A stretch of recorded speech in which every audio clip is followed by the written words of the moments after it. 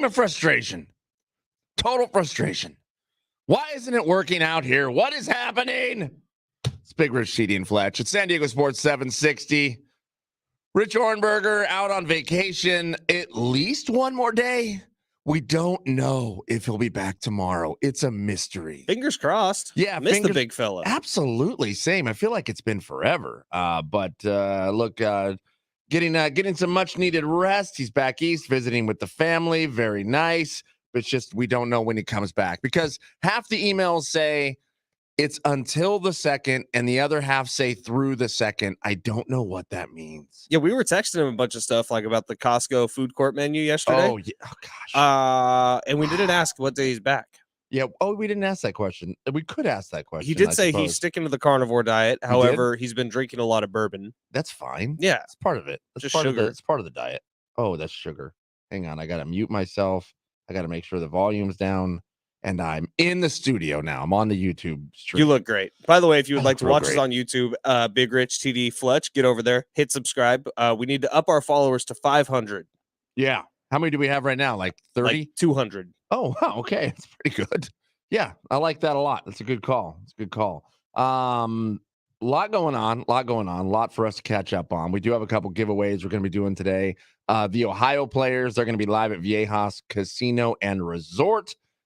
Tickets and info, you can go to viejas.com or keep listening if you're a chance to win. Also, the Offspring, they're going to be at the North Island Credit Union Amphitheater next Tuesday. Tickets and info there, ticketmaster.com, or just keep listening for your chance to win. We're trying to get one of these two bands here in studio, try to hang out with us. That'd be sweet. We'll see what happens. Yeah. Also, we got to talk trade deadline. We're going to be talking with Chris Rose, little baseball talk. Andy Vasquez from New York for the Jets. He covers the Jets out there. He's going to talk to us about Aaron Rodgers and firing back at Sean Payton and if there will be a fist fight, possibly mud wrestling. Or maybe Elon versus Zuck, but instead it's Aaron versus Sean. That's a good call. I'd like that. Yeah. Also, it's a Next Level Fit Guys summer. We've been doing we did the keto diet for 2 weeks. We've been doing the carnivore diet for nearly a week and a half. I got to tell you, I hate the carnivore diet. Yeah, I'm not a huge fan of it. Last night I got to the point where I just didn't eat. I did that Sunday night. Like I just didn't want any more ground beef. I didn't want any more fried up turkey bacon. Yeah. So I just said, screw it. No, I get it. I get it completely. I've also turned to, you know what I'm going to do? And I know this is probably not the correct way to do the carnivore diet. I just started eating lunch meat. Like just open turkey deli, turkey deli, ham. I was like, I could use some salami. I know there's fillers in it. Whatever. I'm eating salami. I'm calling it meat. Carnivore. I'm proud of you. Yeah. I mean, we're working hard, man. If there was a T-Rex that came in and all he wanted was meat, he would eat the salami. Can I make a confession? Yeah, go ahead. I woke up at 5:38 this morning. That's where we were going next. How you feeling? Not good.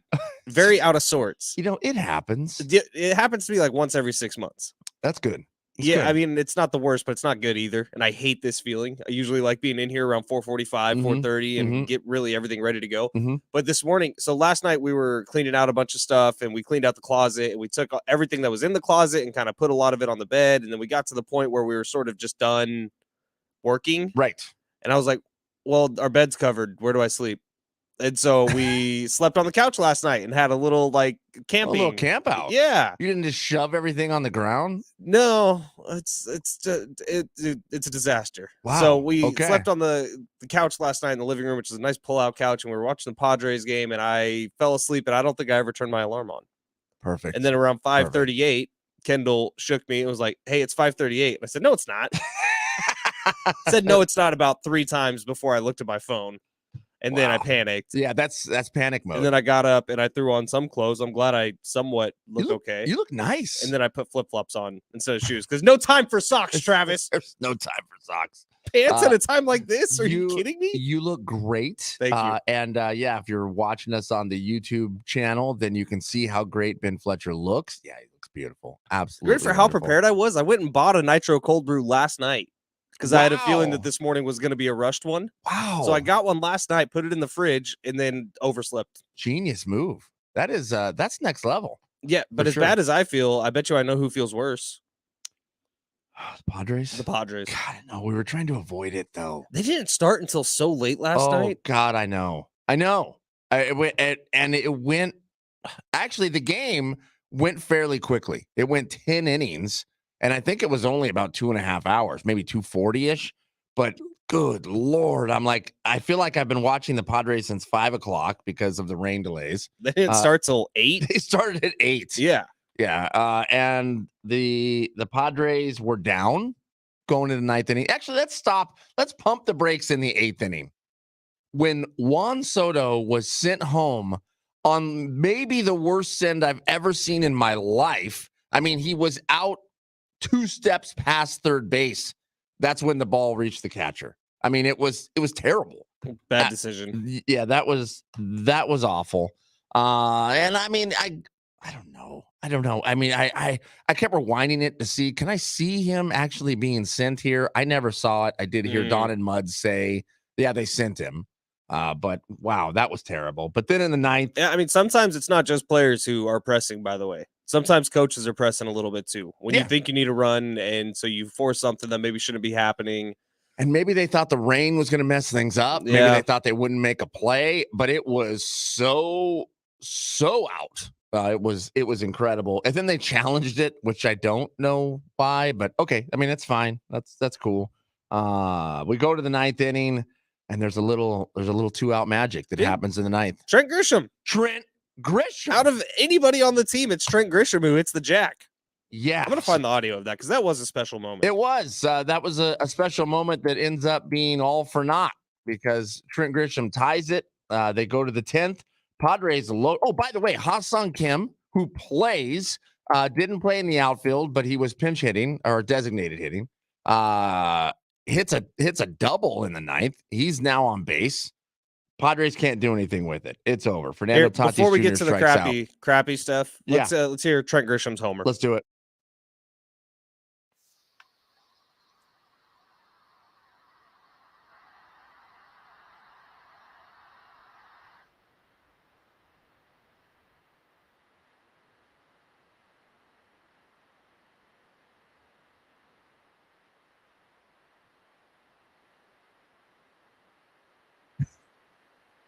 Doing. Look, there was 60 to 80 people left in the stands. It's because the pouring rain drove everyone away. It's the worst combination ever for the ticket sellers at Colorado because there's a 2 hour 20-minute rain delay. They've just sold off 2 of their bigger pieces on the team. Yes. The Padres are coming to town. Like, you're right. Maybe 80 people in the ballpark. Yeah, that looked like an Oakland A's game.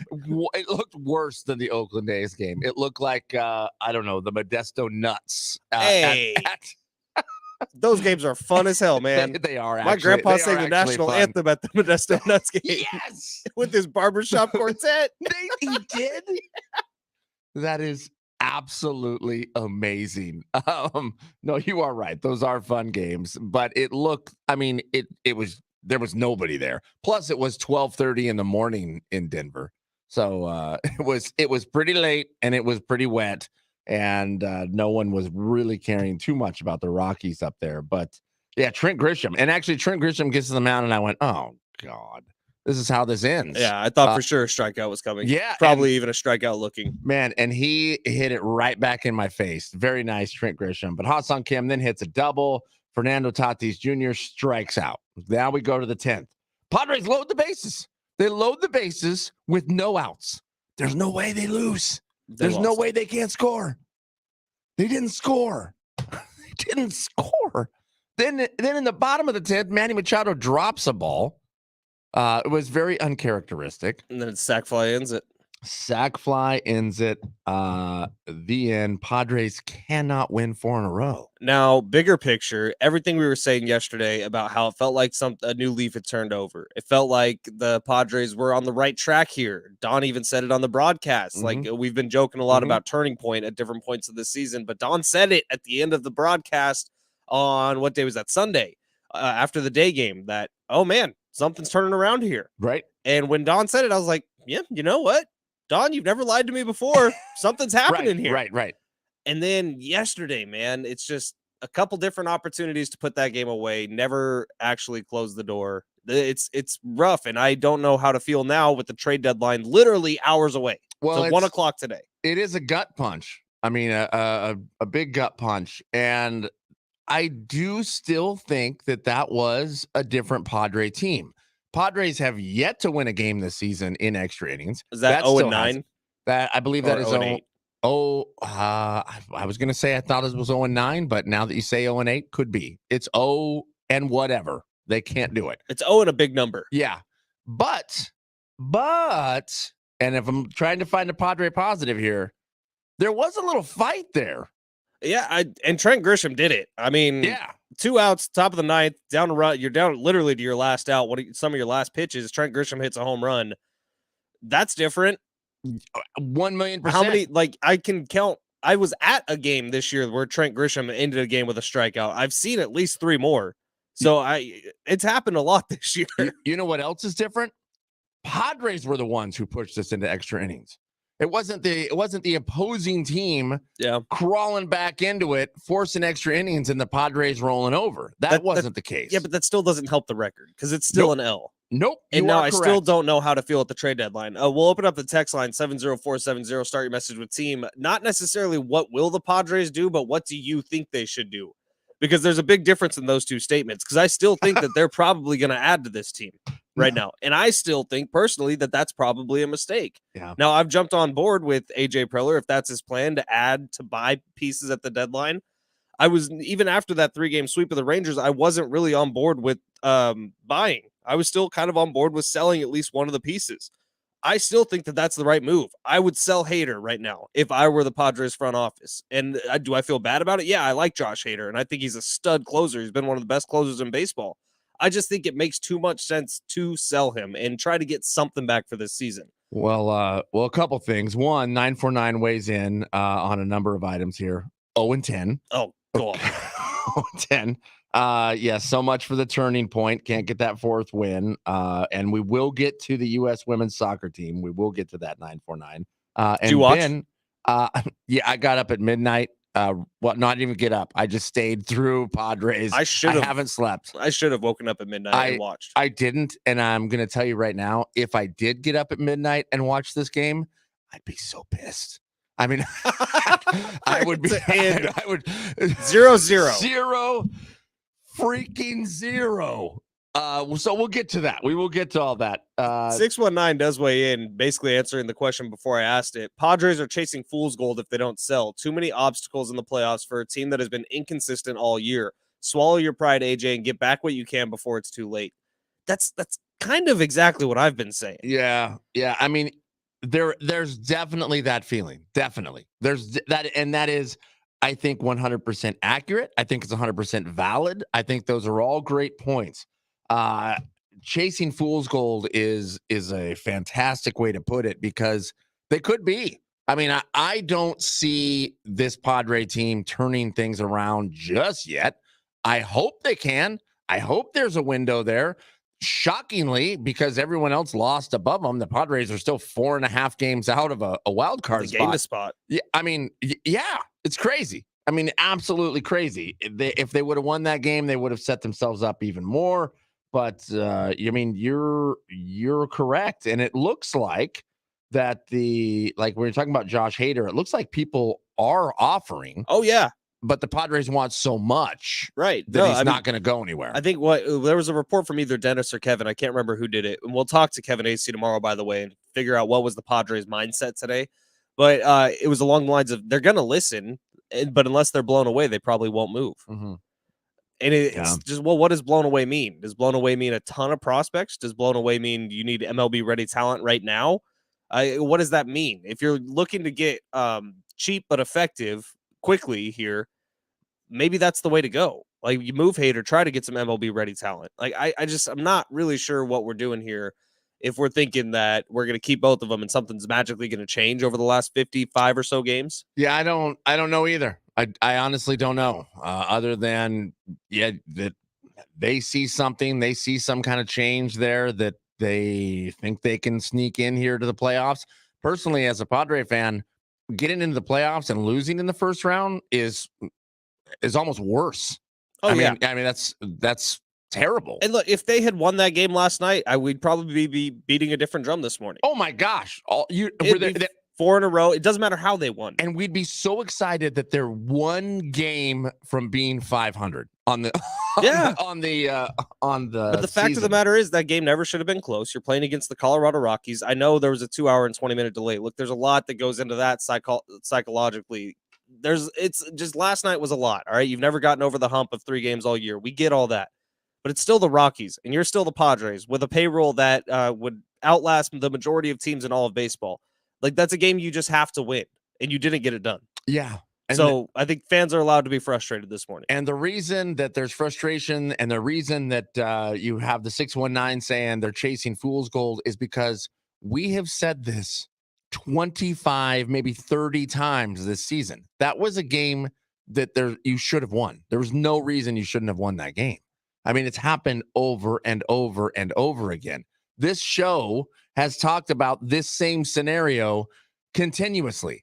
In fact, every show here in San Diego has talked about this over and over again. It's rough. It is rough having to have this feeling. As a Padre fan and the fans in San Diego, I mean, they are kicked in the gut right now.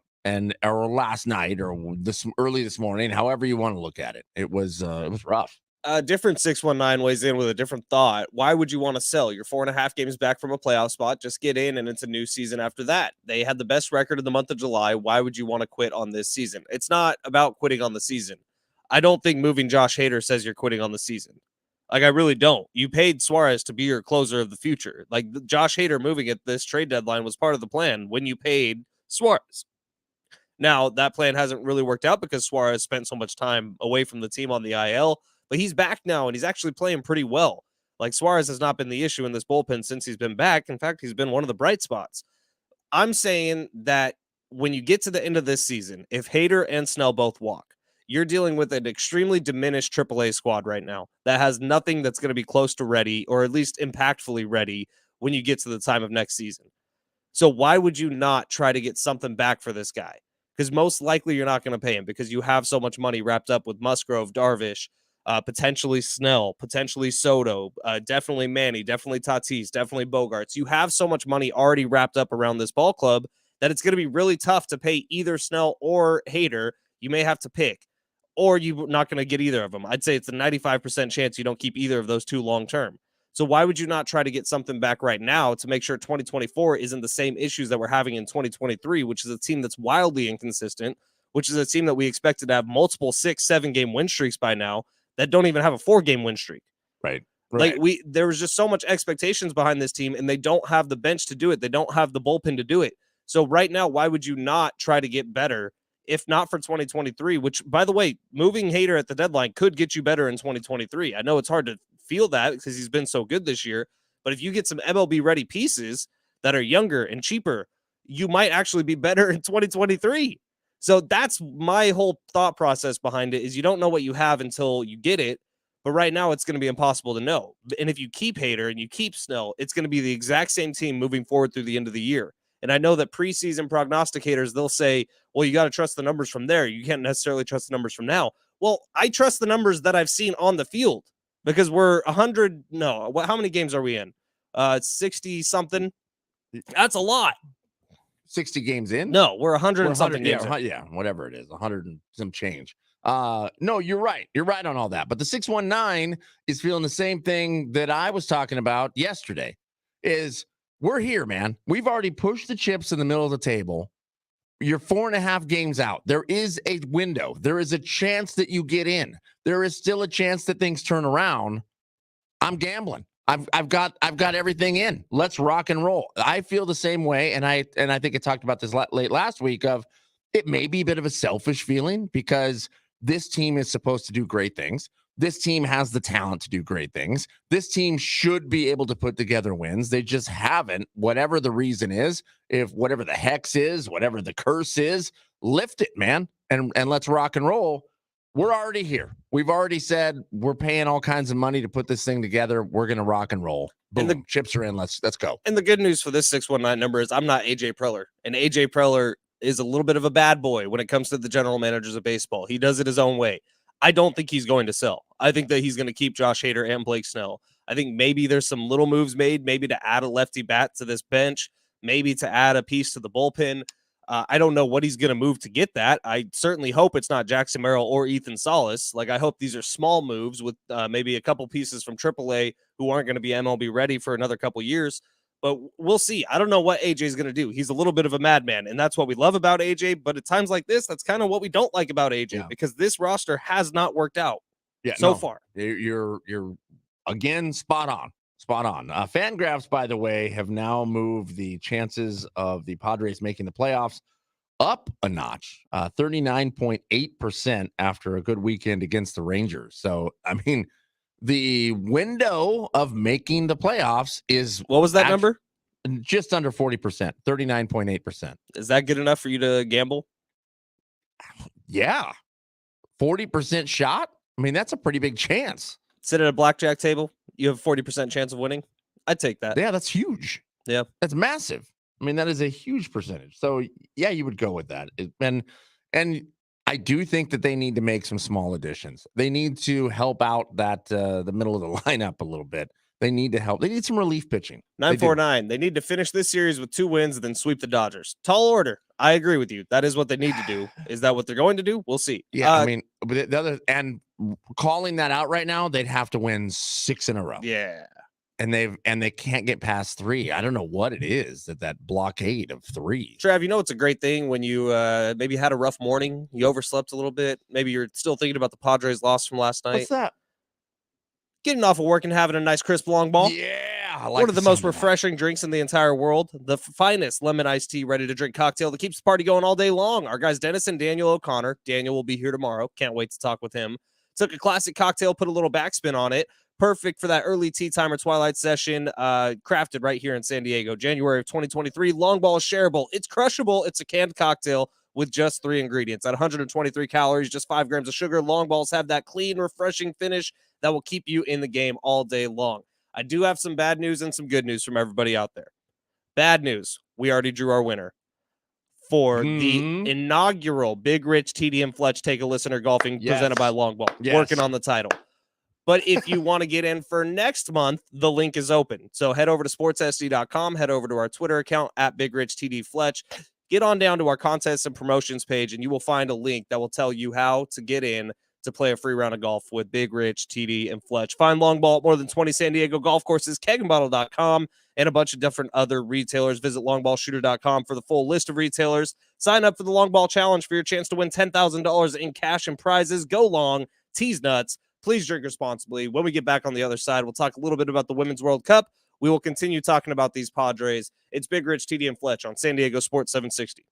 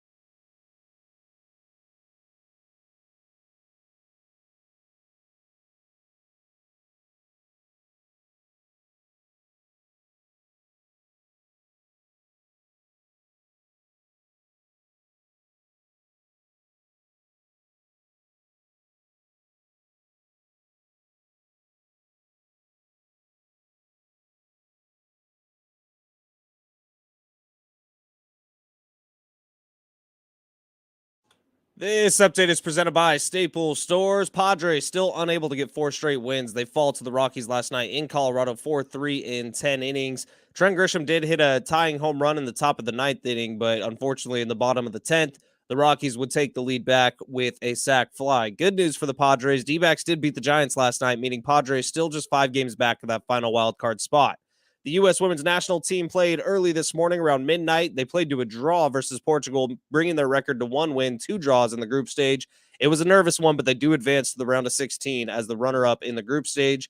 In the NFL, Cowboys running back Ronald Jones suspended for 2 games following a positive PED test, and Broncos wide receiver Tim Patrick, sorry, Travis, he's going to miss his 2nd consecutive season. He had a torn ACL heading into last year. He tears his Achilles yesterday in practice.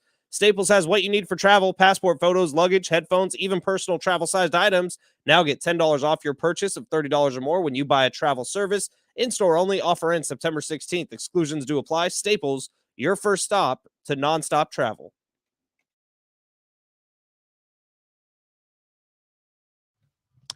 Yeah, man, it is a Tuesday morning. We're rolling along here. Big Rich, TD, and Fletch, San Diego Sports 760. I had to walk out of here right at the end of that segment. I'm not sure. Did you tease up Paul Rubens at all? No, No, but man, we said it last week. It comes in 3s, right? Yeah. Now it comes in like 5s. Yeah, no kidding. Because Angus Fox also, he committed suicide. Oh, no. So his dad had died a couple weeks earlier, the star of Euphoria. I don't know if you've seen that show at all, but he's fantastic in that show. Yeah, I did not watch Euphoria, mostly because I was warned not to watch Euphoria. Yeah, when you have young daughters, probably not the show to watch. Yeah, that's what I was told. That's exactly. But Angus Fox, I mean, talk about a superstar in that show that kind of came out of nowhere. His story is insane. He was like working on the set as like a maintenance worker, and they found him and really liked his vibe and said, "Hey, can you just read a couple lines as this character?" And he knocked it out of the park. He's kind of the drug dealer, kind of stoner character. Yeah. But he passes away by suicide, I guess, just a couple weeks after his dad died. Wow. Horrible story. Yeah, that's super sad. And Paul Rubens, Pee Wee Herman, look, it's I know he had there was some troubled times there. He got into a little bit of hot water a couple times. But I've heard nothing except this guy was the nicest dude on the planet. And to me, Pee Wee Herman, Pee Wee's Playhouse shaped my childhood. I mean, when I think of Saturday mornings growing up, Pee Wee's Playhouse is on. I mean, that's what pops up in the mind. Pee Wee's Big Adventure, Big Top Pee Wee.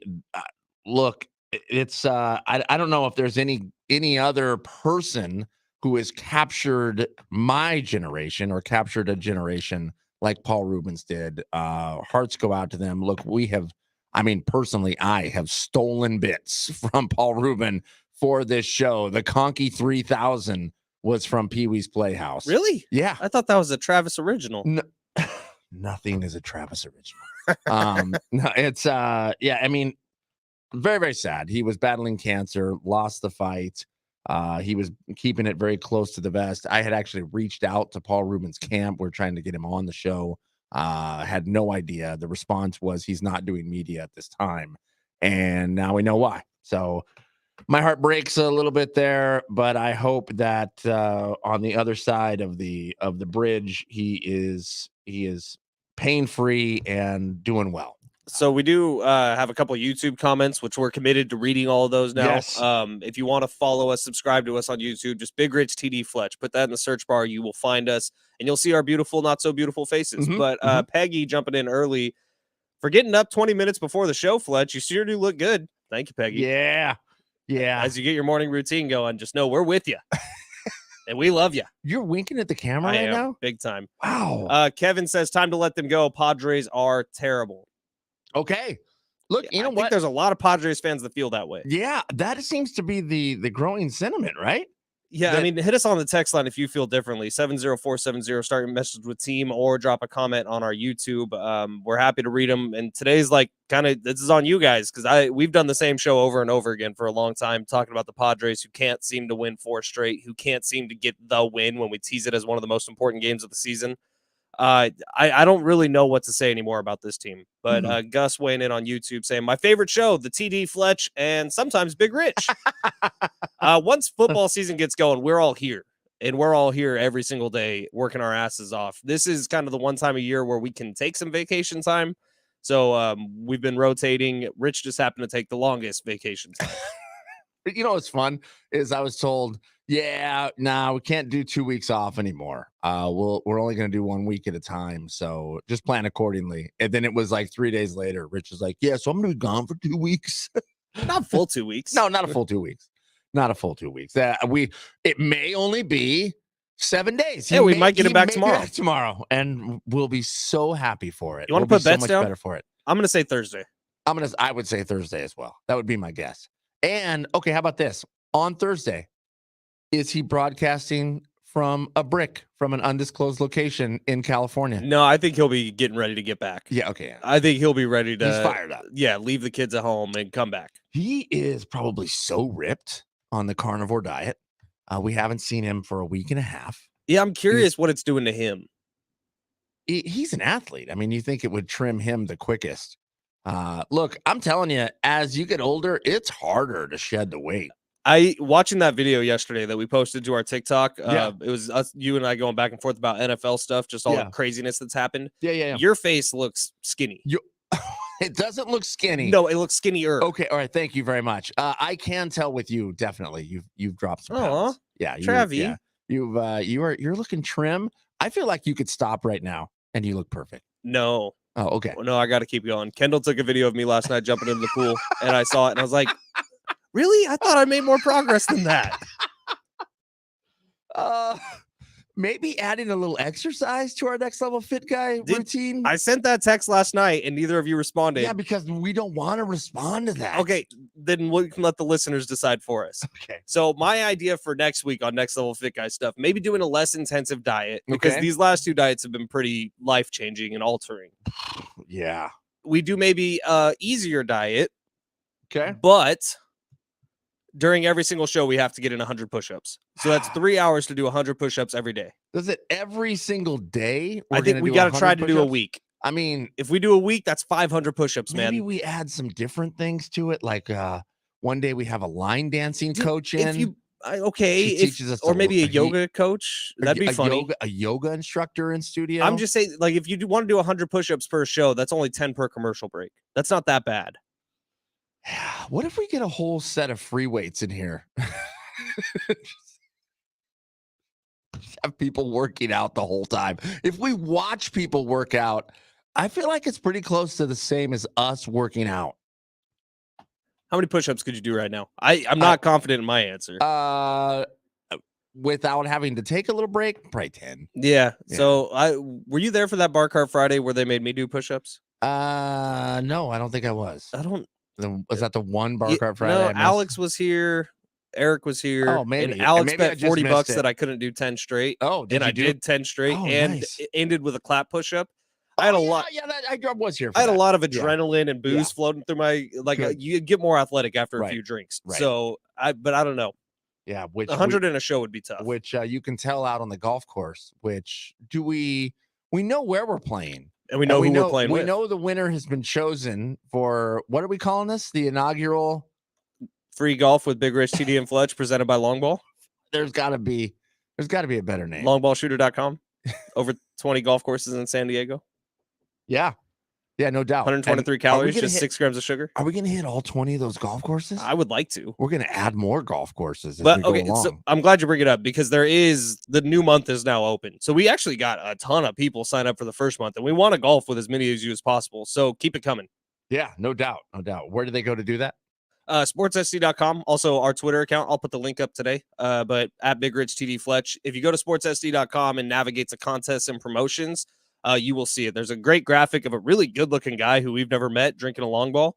I don't know why they don't just put us 3 with our shirts off drinking long ball, but they want to sell the product. They actually hired out for a model to do this. But there's a golf cart. You'll see it, and just click on it and then sign up. Did you see yesterday, by the way, we got an email asking us to do a little video for some rodeo stuff. I did see that. Yeah, which I'm all in. My answer is going to be, can we go to Vegas? Oh, yeah, that's a good call. If we do this video, will you send us to Vegas? That's a good call. So what was in my head is we have videographer Griffin come in, who did some stuff for us for the Hardwood and Balls Classic. and we do like Yellowstone style. Oh, I'm in. Okay. Right. I mean, listen, I'm feeling like the wheels are turning here. I think the listeners are clamoring for it. So look forward to some Western rodeo stuff coming out of the Big Rich City and Fletch camp here. Meanwhile, Damar Hamlin, he is back on the field. He's out there playing again with the Bills, or practicing at least.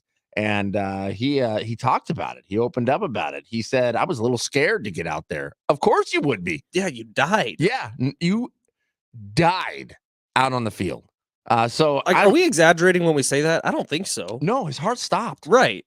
His heart stopped, which didn't ever really come out. That wasn't actually really said, except for the doctors who went, "Yeah, cardiac arrest." Yeah, they had to use the defibrillators on the field. Right. Which we did end up talking to Dr. Chow the next day, who said, look, if there's one place you want to have cardiac arrest outside of inside an IC unit, it's on the football field. Right. On the professional football field, because of the doctors they have. And kudos to the players who immediately called people out on that field. There was no hesitation. There was no, "Oh, maybe he's just laying there," or "Let's get down and talk to him and see if he's okay." No, when you see a body go limp like that, because I remember exactly where I was when I was watching that game. Kendall and I were sitting on the couch, and that happened, and I said, "Oh my God, he's dead." I said the same thing. I said the exact same thing. And I said, "Oh my God, please don't tell me he's dead. I mean, please don't say he died on that field. That is not going to be okay." It was pretty cool. Did you see they did like a 4K video of him coming out for the first time at practice? Yeah. And they like walked him through the like human tunnel that was made to congratulate him on his way out. Right. Just such a cool moment. And the fact that he wants to get back out on the football field, I am so impressed with that man. Same. He called it a roller coaster of emotions. He said in football, you can't go hit the field without any hesitation. You're putting yourself in more danger if you do that. He made the choice to play. He's processing 1,000 emotions. He's not afraid to say that it crosses his mind of being scared to be out there, but he's going out and giving it his all. And he's right. He's got to. He's got to without putting himself in danger again, because you can't hesitate. You can't put yourself in any other position that you would cause more problems. And by the way, football is a sport when you're not playing at full speed. That's when it's the most dangerous. Right. Like when guys are making business decisions and getting out of bounds early, like there's late hits that happen as much as the game is trying to go away from them. But if you play scared, that's when you get hurt. We got a few comments on YouTube here. Jason, call it the San Diego Sports Long Ball Tour, 20 courses. I like that a lot. I like that a lot. Yeah, no doubt. Carlos weighing in 0-10 in extra innings. These losses will bite them in the ass at the end, getting into the wild card. Look, it's very possible. Like you're a couple games short and you look back and you see 0-10 in extra inning games. That's going to be a tough pill to swallow. And then Gus, all these 1 in a million scenarios with super athletes becoming common, totally normal, nothing to look into. She's talking about Damar Hamlin there. Yeah. And I agree. I agree with that. And I think that is a look at the game that's becoming probably a little more violent. I mean, these athletes are in a physical condition like it's never been before in the history of time. Science is able to tune in a body to make it so strong, to make people so fast. They're figuring out better ways to hit because the equipment is actually getting better. So even though things are getting safer because the helmets are better or the pads are better or chest plates are better, whatever it may be, now you can hit even harder. And you know what? I don't think he's wrong. Oh, he's talking about Bronny. Yeah, Bronny doesn't play football. That is correct. Yeah, and I don't know. We don't have a whole lot of details on Bronny yet, Gus. Nor will we, I don't think. And I talked about it when it happened. My wife went to school with a gentleman who passed away in the high school gym while they were playing basketball, during PE. There's also pre-existing stuff, right? We don't know anything about Bronny, but I had a friend in high school who literally couldn't end up playing basketball because he was born with some heart condition. And that's what happened to my wife's friend. He had an enlarged heart, and nobody knew. Yeah, sometimes you know it, sometimes you don't. Right. Now with Bronny, though, because of who he is and because of what they believe he will be in sports and who his dad is, you would think that he would have so many x-rays and There's a lot of conspiracy doctor's theories visits. out there about what happened to Bronny. I'm not gonna subscribe to them yet because we don't know Yeah, what was going on. we don't know, but yeah, I mean that's of course that's the place where people go immediately. But he's an 18-year-old kid. Let's lay off him a little bit. Yeah, yeah, and you know what? Cross your fingers that it's something that they can catch, and if it is something like an enlarged heart, I mean, I would say you're done. Yeah. Yeah, I mean it's over at that point. But we'll find out. But you're right, Gus. And 1 in a million stuff is becoming a little less than 1 in a million. It feels like. But Damar Hamlin back out there. We wish him the best. And again, 1 in a million. In fact, I think they said it was even bigger than that. That how he got hit that stopped his heart. Well, and Or it at had least to that's what they be in said. the exact millisecond between beats to actually send that charge to his heart and stop his heart. Right, Crazy. right. Yeah, absolutely crazy. Hey, what makes the perfect sandwich? Don't ask me that question. Well, science has weighed in on how you make the perfect sandwich. We'll talk about it coming up next.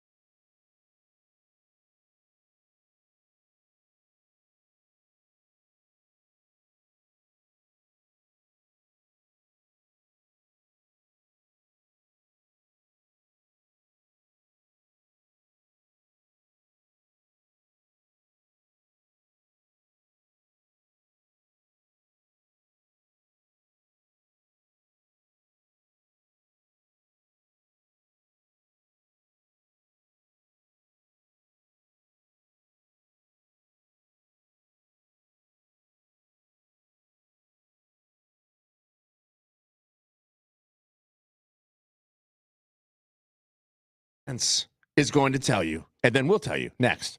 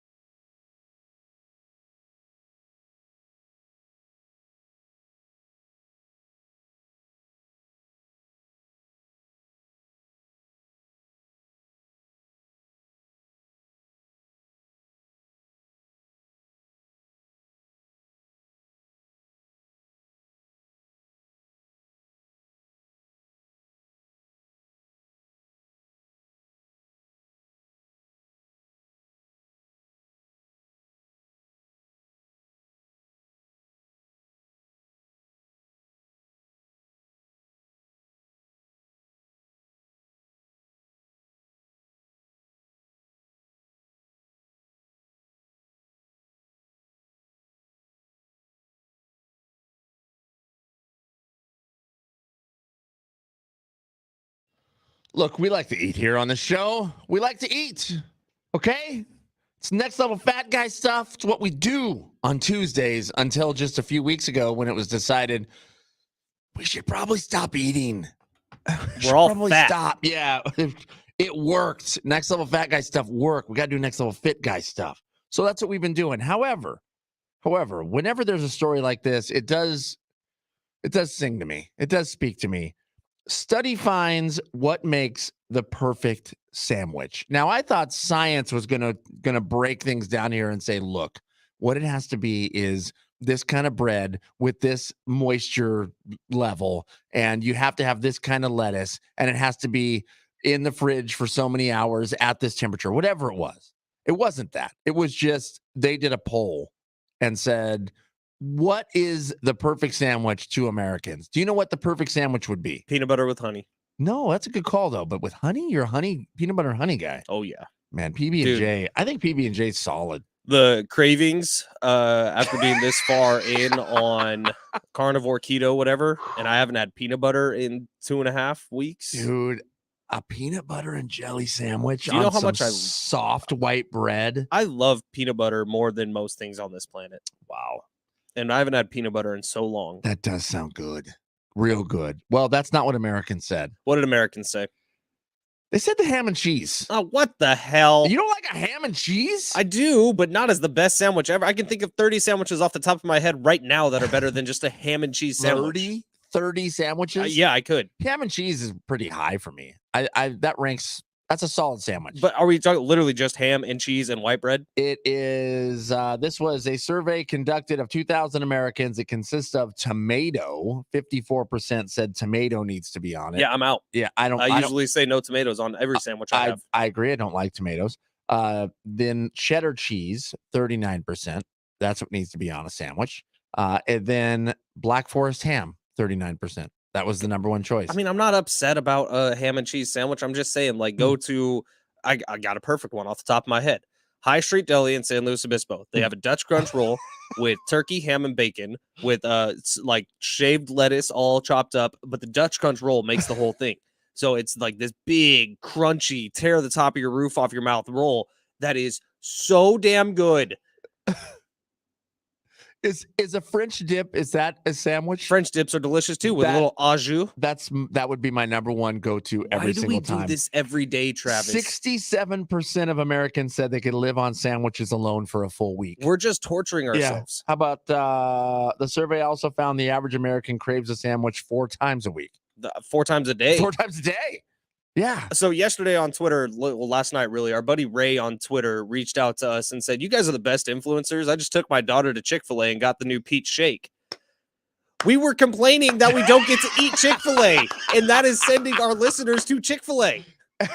Chick-fil-A, pay us. Listen, we deserve it. He did the right thing. You did the right thing because that peach shake is real good. And his daughter looked so happy in the picture. Can we have peach shakes on Friday during Barcart Friday? No. Why? Travis, we're working so hard. We're making progress. I thought the calories didn't count. Here's my problem, though. If I do one thing, it's a lot like I would imagine what cigarette smokers feel like. Like you're really good, right? You go 3 months, no cigarette, right? And then you have the one. Well, the floodgates just open up. I feel like if I have one peach shake, floodgates are opening up. You're gonna have 1,000. Next thing I know, I'll be having a peanut butter and honey sandwich. That ham sandwich does look pretty good. Oh, it looks amazing. I mean, that does look pretty good. Also, speaking of looking pretty good, I was at Costco yesterday. Zach Wilson's new girlfriend. Zach Wilson's girlfriend is ugly. She is fine. Yeah, if there's a perfect 10 and you look it up in the dictionary, Zach Wilson's new girlfriend. Okay, this is going to be a hot take. I think Zach Wilson's mom is hotter than Zach Wilson's girlfriend. All right? That's not a hot take. His mom is gorgeous. Just saying. That's the perfect take, actually. I was at Costco yesterday. I sent you guys a video. They have a roast beef sandwich now? I guess. What? It's a little pricey, though. It's $10. Dude, Costco hot dog and drink will never be more than $1.75. That's what the CEO said. Right? Yeah, it was $1.50 after tax, $1.62, and that's what I was thinking. I could get 7 hot dogs and 7 Cokes for the same price as that roast beef sandwich. You could damn near do the $9.99 from Costco for about $5. There's no way you can do the 999 with Costco hot dogs. It would be impossible. Taking a quick break here. When we get back on the other side, we'll talk a little U.S. women's national soccer or football, however you like to call it. Andy Vasquez, also from New Jersey, is going to join us. He's going to talk Jets. He's going to talk Aaron Rodgers. He's going to talk a fight. And Chris Rose. Chris Rose rotation. He was on MLB Network forever. He's giving us the full trade deadline preview at 7:30. Boom. We got it all coming up next.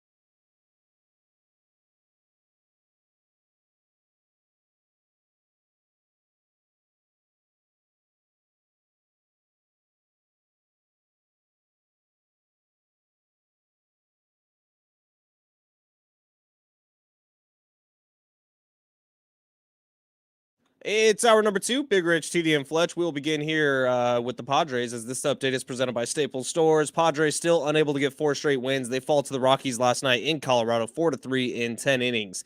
Good news, I guess, for the Padres. Diamondbacks beat the Giants last night, meaning the Padres still just 5 games back to that final wildcard spot. The U.S. women's national team, they played early this morning around midnight to a draw versus Portugal, bringing their record to 1 win, 2 draws in the group stage.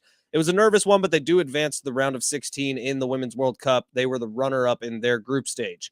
In the NFL, Cowboys running back Ronald Jones suspended for 2 games following a positive PED test, and Broncos wide receiver Tim Patrick will miss his 2nd consecutive season. Last year, it was a torn ACL in preseason. This year, it's a torn Achilles in the preseason. Staples has what you need for travel: passport photos, luggage, headphones, even personal travel-sized items. Now get $10 off your purchase of 30 or more when you buy a travel service. In-store only. Offer ends September 16th. Exclusions do apply. Staples, your first stop to nonstop travel.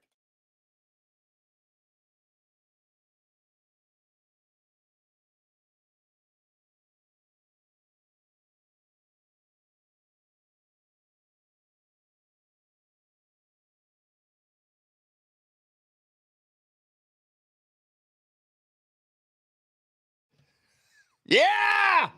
Ah! I can't scream right now. Something might happen. Already? You got 2 hours Dude, left. it's Nitro Cold Brew. You got 2 hours left. And I did, my routine was all thrown off this morning because I woke up late.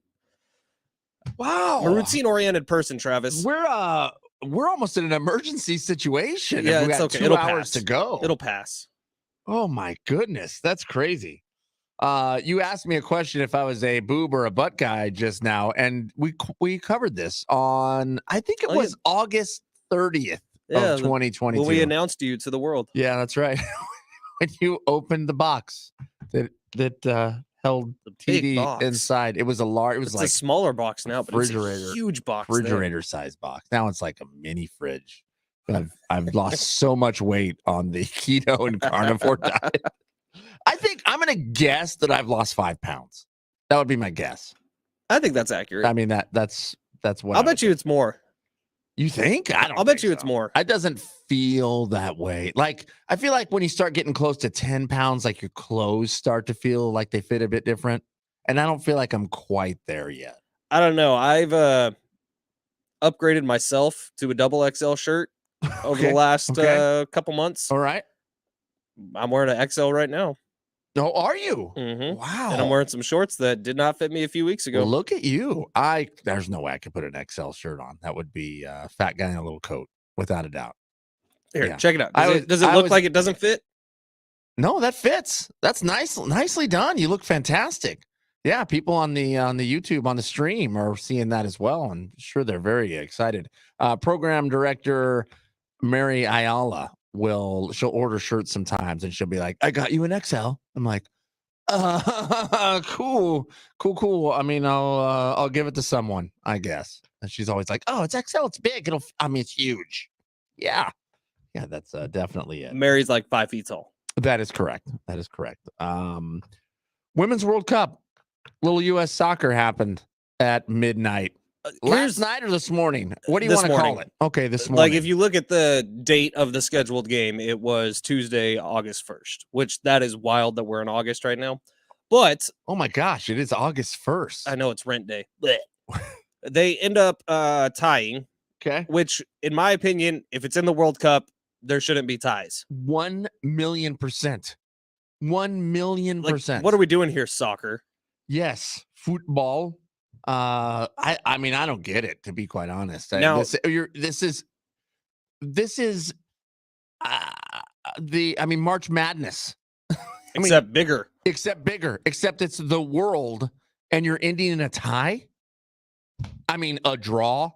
Sorry. Yeah, nice. Sorry, I caught myself. I did make a note of that on the grid here. Yeah, I don't really understand it, but it works in the United States' favor because if they would have gone to penalties and they would have lost, they'd have been kicked out. But they draw, and so they advance to the group of 16. Yeah. Which now I don't think there's any more ties because now I think it's win or go home. Yeah, now you have to win to advance. Which, thank God. I mean, in my personal opinion. See, but I also don't feel like penalty kicks are a fair way to settle matches. No, I don't either. Play. That's what I'm saying. Play till somebody wins. Yeah, I don't like the penalty kick either. However, like the drama's cool. Yeah, the drama's cool, and like in hockey, for some reason, I feel like it's kind of cool. Yeah, but it's like it's not soccer anymore. It's not hockey anymore. No, I don't really understand it. No, I would like them just to play. Just play until there's a winner. It's also, like tennis. Tennis, you can get these like 6-hour matches because they play until there's a winner, right? Yes, that is correct. You don't draw in tennis. No. But in soccer, for some reason, like you don't want to have a 5-hour match. Play until there's a winner. Play until there's a winner. The end. That's all. That's all I need. We might sound totally ignorant right now, and maybe that's just our small-minded American way of thinking. But if you ain't first, you're last. All right, there's no ties in NASCAR, mofo. Shake and bake. Shake and bake. Look, and you're probably right. I mean, there's probably some reason behind it that makes some sort of sense with the game.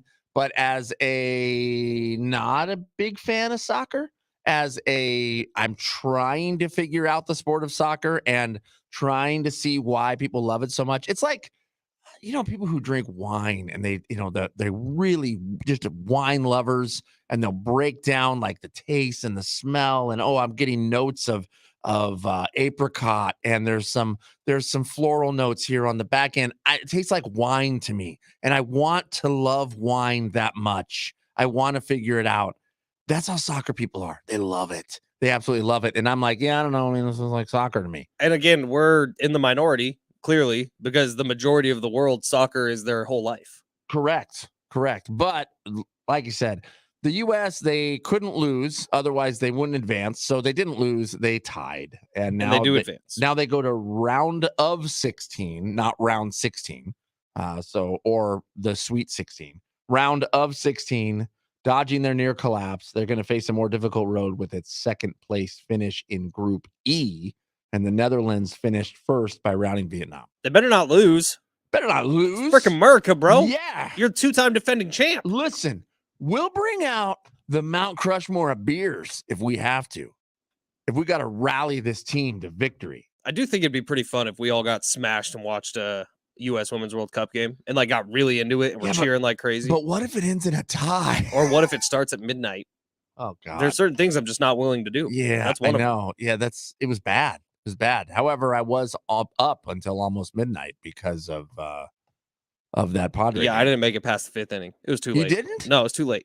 I watched some in commercial breaks here of what was going on in the later innings. It was the worst game you could have ever watched.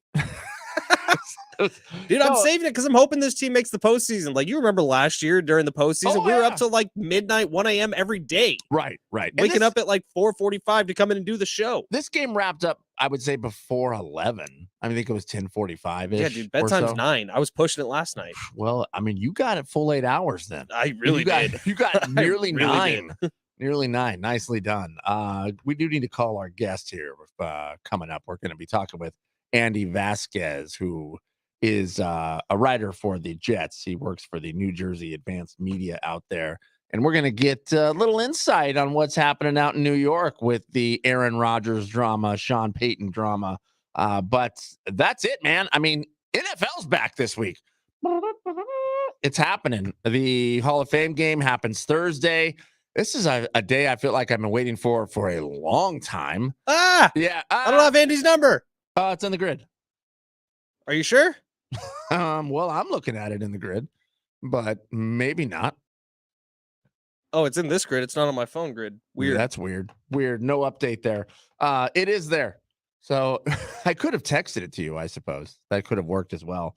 But yeah, man, NFL back, Hall of Fame game. The Jets will be playing the Cleveland Browns, and don't expect to see any starters. I mean, I guess they'll be out there on the field. Aaron Rodgers, I'm sure, will be out there taking a look at his new team, seeing how things are playing out, seeing what works, what doesn't. I mean, the man is a master of his craft, also a master of words, because he did fire back at Sean Payton after Sean Payton called out Aaron Rodgers, now offensive coordinator, also was worked with Aaron Rodgers out in Green Bay, but he was the Denver Broncos head coach last year. Sean Payton calls out Nathaniel Hackett as one of the worst coaching jobs he's ever seen in his life.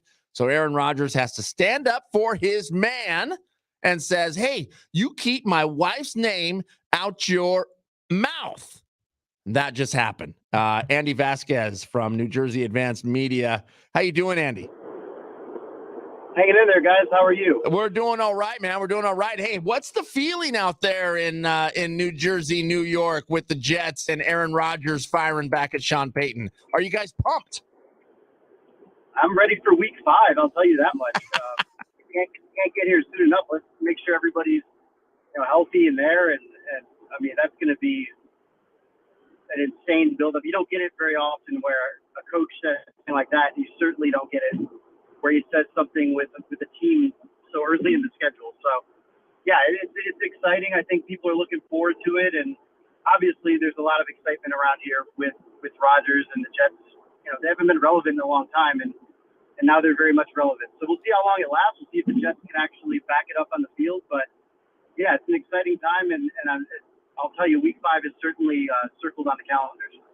Andy, I don't know that we've talked to somebody from New Jersey covering the Jets since Aaron Rodgers got traded there, but a big question I have that's been bouncing around my brain, a lot of what we heard with Aaron Rodgers coming out of Green Bay was that, this is the first time in his professional career he's going to have to face the tough New York media. Have you guys been roughing him up a little bit? I mean, I think it'll get there. I mean, right now, the honeymoon is on. There's not a lot of negative questions to ask because this team hasn't been to the playoffs in 12 years. People are excited. There's no results right now. It's just Aaron Rodgers is the quarterback of the Jets. So, I mean, I think he's already showed a little bit of annoyance at a few lines of questioning, including the whole off-season thing. Like, what do you benefit from being here during the off-season program? Obviously, he wasn't in Green Bay during the off-season program a lot of times, and that was a big story there. And he shot down that it was beneficial, even though he had said, a month or two ago that he was really, glad he got to spend the time here. So I think, we'll have our moments where we ask some things that he doesn't like. But for now, it's good. And I am interested to see how it goes when things aren't going great. But so far, he's been extremely gracious with his time and good to deal with. So, again, I don't expect it to be all smooth sailing, because there's going to be some tough questions when things don't go right. But right now, all is well in Jets land. Andy, word on the street is Dalvin Cook came to visit on Sunday a couple days ago. Have you heard any inside information there? Anything new with anything closer to a signing now that Aaron Rodgers took a $35 million pay cut? Yeah, well, obviously, I don't know really at this point anything other than what's obvious is that the Jets do have money to make a competitive offer. There's mutual interest because he was at practice. Also, it's a difficult spot for running backs right now. So he's going to obviously do whatever he can to get the most money he can out of whatever team is out there while he still has the chance. And, the market is a little bit suppressed. So it's going to be interesting how it plays out. I wouldn't be surprised if it's dragged on a little bit because the teams going after him don't need to have a guy with this kind of experience in camp right now. I mean, we're still, 6 or 7, I think it's 6 weeks from the start of the season. So we got a ways to go.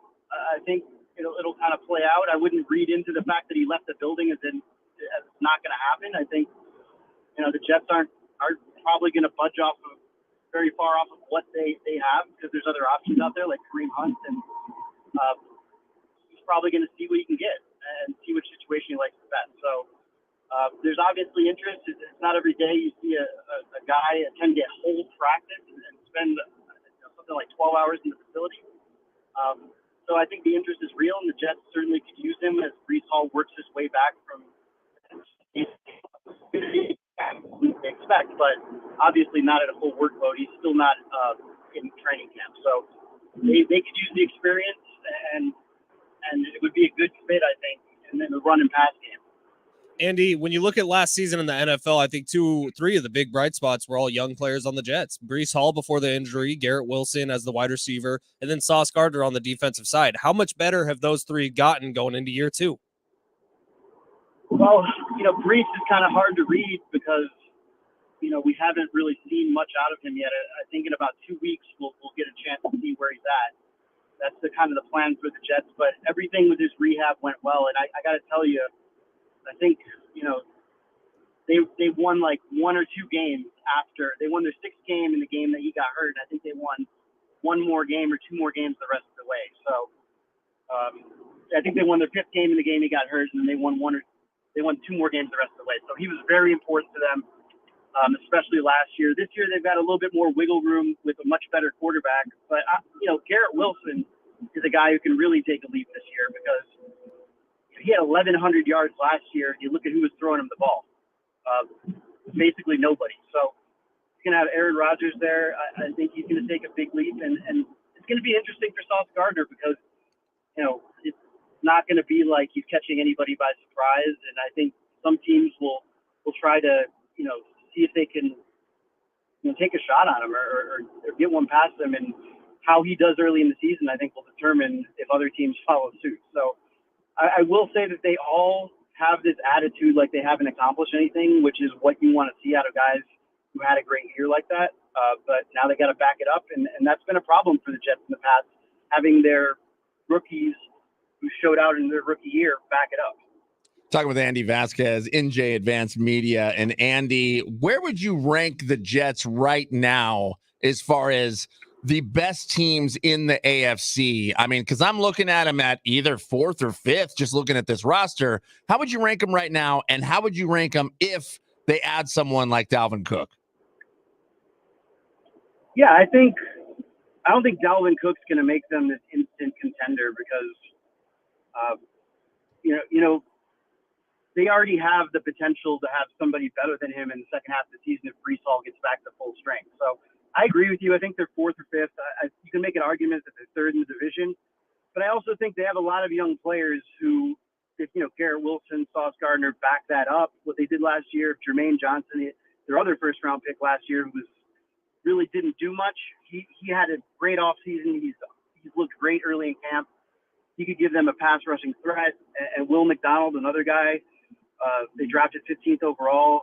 He's going to take a couple years before he gets the kind of strength to be an every down guy, but he's already so fast and athletic that he will make an impact as a rookie. So I think there's a potential for them to grow into a little bit of a problem for everybody in the AFC.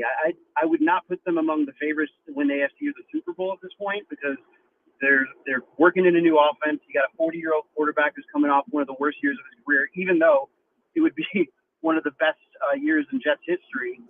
They're going to be better on offense, but they got some questions on the offensive line in terms of they've got a 38-year-old starting left tackle in Dwayne Brown who's coming off of shoulder surgery. And I don't think it's alarming that he's not in camp yet. Last year they didn't sign him until August 11th, but that's something to watch. And Mekhi Becton, he's just trying to string together consecutive days of being on the field. So not going to be able to really rely on him.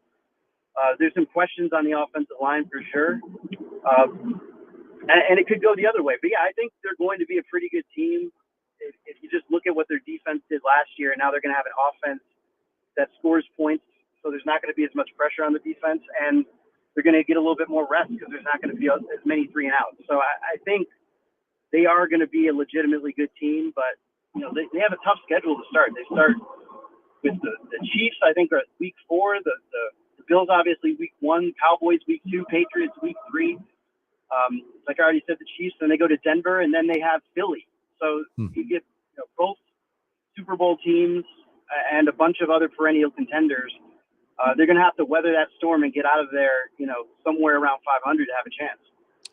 Andy Vasquez, NJ Advanced Media. Appreciate your time this morning, man. A lot of great storylines out there and a lot of eyeballs on the Jets for a lot of good reasons. You want to find him on Twitter, the platform X, the platform formerly known as Twitter, at Andy_Vasquez. That's where you find him. Andy, appreciate the time, man. We'll do it again soon.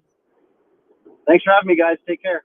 Absolutely. And look, like I said, a lot of great storylines out there. This feels like it's going to be a crazy season in the NFL right now, as we are 56 hours away from kickoff. I can't wait. I absolutely can't wait. See some hits. Yeah, let's see some hits. Come on, man. We need full contact, good old fashioned American hitting. Yeah. Enough of this soccer, baseball, no contact stuff. That's what I'm talking about, man. No more ties. Oh wait, there are ties. Yeah, but not very often. No, like no, hardly ever. Yeah, exactly. Chris Rose is going to be joining the show at 7:30 to do a little MLB trade deadline preview. I like that. I'm like really that excited, man. Yeah, because there's a lot to unpack there. There's a lot to understand. There's a lot to know. There's a lot of questions still. Are the Padres going to be buyers? Are they going to be sellers? Are they going to do absolutely nothing? Nothing changes. Something has to change. And around the league, this was hyped up as one of the better seller markets, but there hasn't been a ton of big, massive moves yet. Maybe other than Max Scherzer and potentially Justin Verlander. Right. But like, what's going to be the big splash that happens today, right before the trade deadline, or is it going to be nothing? Is it going to be a bunch of buildup for nothing, which we've seen in years past? We have seen, and so the trade deadline is at 3:00 our time. I believe it's a 1. Wasn't it 4:00 Eastern? I could be wrong. I think it's 6:00 Okay, Eastern. you're probably right. Do you remember last time we had Chris on? He was in the car with Trevor Plouffe, and they were going like back and forth like an old married couple. It was one of my favorite days. I'm crossing my fingers that he's sitting next to Trevor right now. Yeah, on the way to the airport. That would work I think out they're doing their show at like 8:00. I think. Perfect. So Absolutely, maybe they are perfect. together. Yeah. How could they not be? How could they not be? Yeah, a lot going on, man. And the Padres, which we were supposed to be saying they finally did it. They finally won more than 3 in a row. They got to that magic number 4, and it just didn't happen. It seems unbelievable. And when you're saying that, oh, yeah, well, they tied it up in the 9th with a solo shot from Trent Grisham. And then in the 10th, they had the bases loaded with no outs, and they could not score. By the way, that 10th inning was led off with a Juan Soto bunt. Now, he got on base, but why is Juan Soto bunting? Yeah, I don't know either. I don't know either as you sit there and shake your head. Dude, there's no words. How can you not beat the Rockies?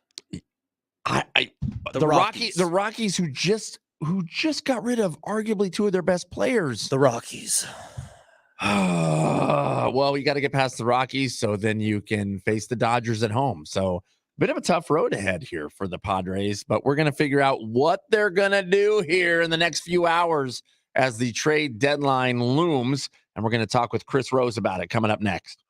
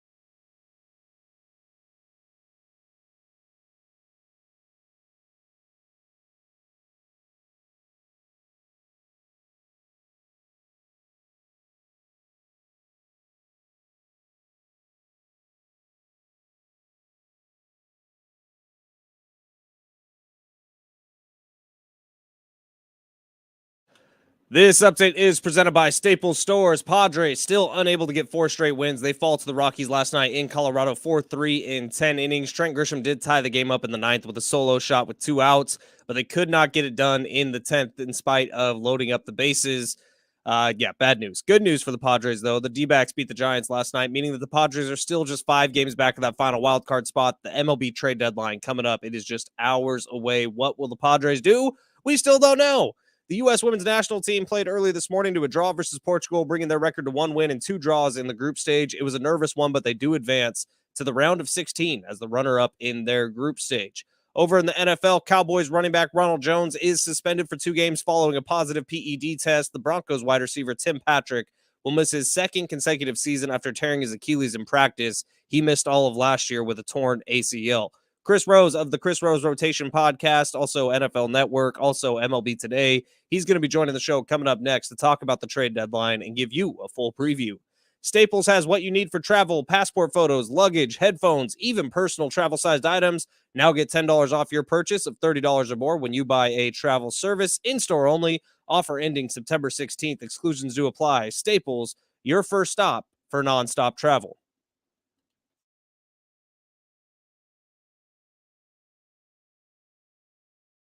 It is Big Rich, TD, and Fletch on a Tuesday. We got a couple giveaways coming up on the show today. The Ohio players will be live at Viejas Casino and Resort. That's this Friday. You can witness pioneers of street funk and underground R&B at the best concert venue in San Diego. Win a pair of tickets to this electrifying performance that will have you on your feet dancing all night long. Groove to chart-topping hits like Fire, Love Roller Coaster, Funky Worm, Sweet Sticky Thing, Hoochie Coo, and many, many more. Visit viejas.com for more info. We'll be giving those tickets away in the 8 o'clock hour. Also, we have a pair of tickets to see The Offspring next Tuesday at North Island Credit Union Amphitheater. More info at Ticketmaster.com. Chris Rose is going to be joining the show in just a minute. He's been doing the Chris Rose Rotation podcast where he talks to a bunch of different people, players in today's game, as well as Trevor Plouffe, who is his best friend and old married couple. My old married couple, Travis Dale, rejoining the show right now. While I call Chris Rose, Travis is going to talk to you via short breath. Yes, via short breath as I run through the halls. Trade deadline today at 3 o'clock our time. Not sure if Ben mentioned that because I was out gallivanting throughout the station, but lots of questions, lots of things to try to shake out. What will happen? Who's left to even get here on the trade deadline? And if the Padres are going to add anybody, what? I mean, what are they going to add to this roster to make it better, to make a run more feasible, to push us towards the wild card race here, which they're 4.5 games out of, shockingly, to be quite honest, when you can't win more than 4 in a row. I mean, it's pretty unbelievable, but lots of questions asked, lots of questions going to be answered here, I think. Chris Rose, you know him from the NFL Network, Battle Bots, and the Chris Rose Rotation podcast and Baseball Today. Chris, how are you, bud? Doing well, guys. How are you? Oh, fantastic. We are absolutely fantastic because we have a baseball team here in town that is red hot. Nats. Come on now. Look, what's going to happen here at the trade deadline with the Padres? Let's start there. I knew it. I think they have one of the most. I know you stumped me right out of the gate, guys. I wasn't prepared. I wanted to talk more about the Washington Nationals. So let's see here. I think they have a piece that everybody wants in Josh Hader. I really do. But I don't think that AJ Preller is going to give him up. And last night stunk, man. I watched. There wasn't a ton of baseball last night, and that rain delay really pushed things back. So that was the only game going pretty much at the end of the night. And I'm like, man, if they win this, they're going to be within 4 games and feeling good. And then it got to extras, and it was almost like the tragic music started playing because we know that the Padres just can't win if it goes past the 9th inning, and when they fall to 0-10 last night. Yep. In extras. Yeah. And I think I read that are they 6-18 in 1-run games? Yep. Oh my God. Yeah. Well, here, Chris, let's just follow this train of thought here. So from an outsider's perspective, covering from a national view, I know that you do follow the Padres quite seriously, though. Yeah. This season, how big of a disappointment has it been so far to this point? Pretty disappointing. I mean, if you were to rank the top 4 biggest disappointments this year, Mets are one, obviously, because they are totally out of it, right? I mean, I do think Verlander's going to go today, and I wouldn't be shocked. Like, it wouldn't be like mouth hitting the floor shocked if Alonso goes too. So they're one. Probably St. Louis, then the Padres and the Yankees and the White Sox, probably in that order. That's where I would put them. Now, the thing with the Padres, they could still get on this run. To me, they're healthy enough. They've got enough guys with proven track records. They've got guys at the top of the rotation who are pitching well. They've got one of the most dependable closers in the sport. They've got a manager who has been down the road before. So the ingredients are there. But, man, stop losing to last place teams. Get me a win in extra innings. Win a close game for a change. And maybe that changes. So I still think they're in it, but it has been a disappointing year. So, I mean, at this point, it looks like if the Padres aren't selling, are they buying? And then, who are they going to add? I wouldn't buy. I mean, I would just say, hey, listen, guys, you all got yourself into this mess. Get yourselves out of it. So if, Joe Musgrove a week ago was saying, hey, when we're a game back, we don't want to be sitting here saying, boy, we wish we had Blake Snell and Josh Hader. Well, if you're going to give them a shot, then just say, this is the team that'll do it. And are they perfect? No. But I wouldn't add anything else, certainly. I would say y'all give yourselves a shot here. I guess my thought, Chris, and you can tell me if I'm totally off on this, and I've been saying it for the last couple of weeks of why I would move Josh Hader, because there are so many teams that are out there who are interested in him. And it's not saying that I don't like Josh Hader. I love Josh Hader, and I think he's a fantastic closer. But there's so many teams that are out there interested in him, and the Padres have nothing at the AAA level right now. So you need to restock the farm a little bit with cheap but effective pieces, because the bench at the major league team sucks, and there's no one coming to help that out. Half of the bullpen at the major league team sucks, and there's no one coming to help that out. So why would you not move off of a Josh Hader, even though you love him, even though he's going to be a huge piece for you moving forward in 2023, when you know he's not going to be a part of 2024? Can you somehow explain AJ Preller's thought process if he doesn't move on from Josh Hader? His thought process is all we have to do is get in, like last year. They were a couple wins away from appearing in the World Series. I think that's got to be his process, right? And it's not flawed. There's a ton of general managers that are looking at their team and saying, if we just get in, like, we don't need to get the 1 or 2 seed. We don't need to have a bye.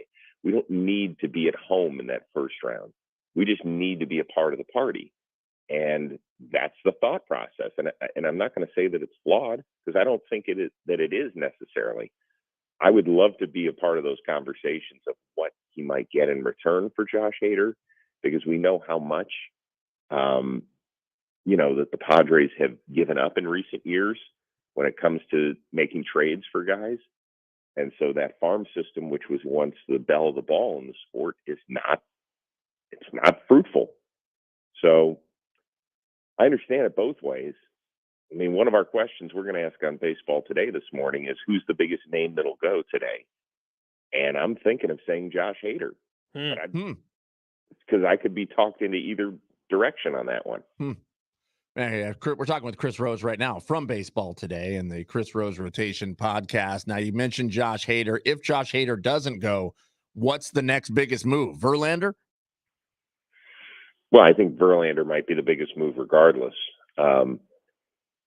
Because I do think that one thing we know about JV is that he loves the spotlight, and he wants to pitch in October.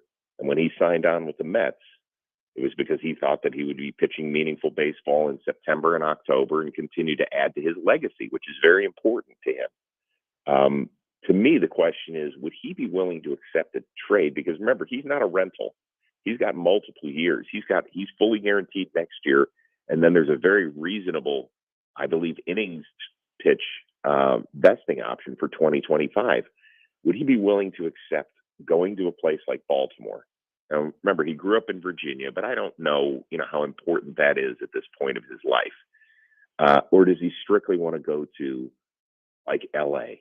Do he and Kate and their family want to be in LA yearish round? Does he want to be near the Fox studios so he could set himself up to be a part of that team when his baseball career is over? I don't know how important that stuff is to him. But to me, Baltimore would be fascinating because that team, they're just missing, in my opinion, a stud at the top of that rotation because they can hit like a World Series team. They got a bullpen like a World Series team. They just don't have starting arms like a World Series team. Yeah, and I got to tell you, Chris, I mean, I don't even want to drive through LA, let alone be there. Oh, we know. Last time Chris was on this show, he was driving through LA with Trevor Plouffe, and they were arguing with each other left and right. Chris, sorry, guys. Yeah, Plouffe's on the other side of the country right now, but we can probably, get him in to join the call. Yeah, we should do a video chat at some point with all five of us. Once Rich gets back and Ploufe's near you, that'd be great. But Chris, I want you to help us kind of get inside the mind of Blake Snell because there's some pretty big decisions coming up, and I know you've had Blake on the show a couple times on the Chris Rose Rotation podcast. But Blake Snell is one of the most interesting people because when he gets over to San Diego, he kind of stunk for a while. And he kind of talked through it, the mental aspect of it and getting used to a team and feeling normal in a new city. He's normal in San Diego now. In fact, he's heading for what could be his second Cy Young award. He's pitching amazing right now in the last couple months. But do you think that there's any possibility, because the Padres, it's not like they have a ton of room for more payroll, that the Padres could actually re-sign Blake Snell now that he's comfortable on more of a team-friendly deal like they did with Joe Musgrove? Well, Joe Musgrove's a different situation, right? I mean, he's a local kid and he got 9 figures. So, that's, we say team friendly, but that's still a pretty good chunk of change here. I think there's going to be a lot of suitors for Blake Snell. And yeah, being comfortable is a big deal, right? It took him a while. There's no question about that. But maybe he's also more mature now and more comfortable.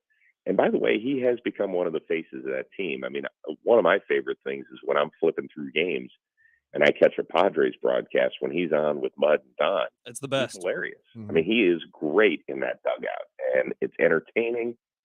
But the reason he's truly entertaining is because he's not throwing 100 pitches through a 4 1/3, and they have to pull him.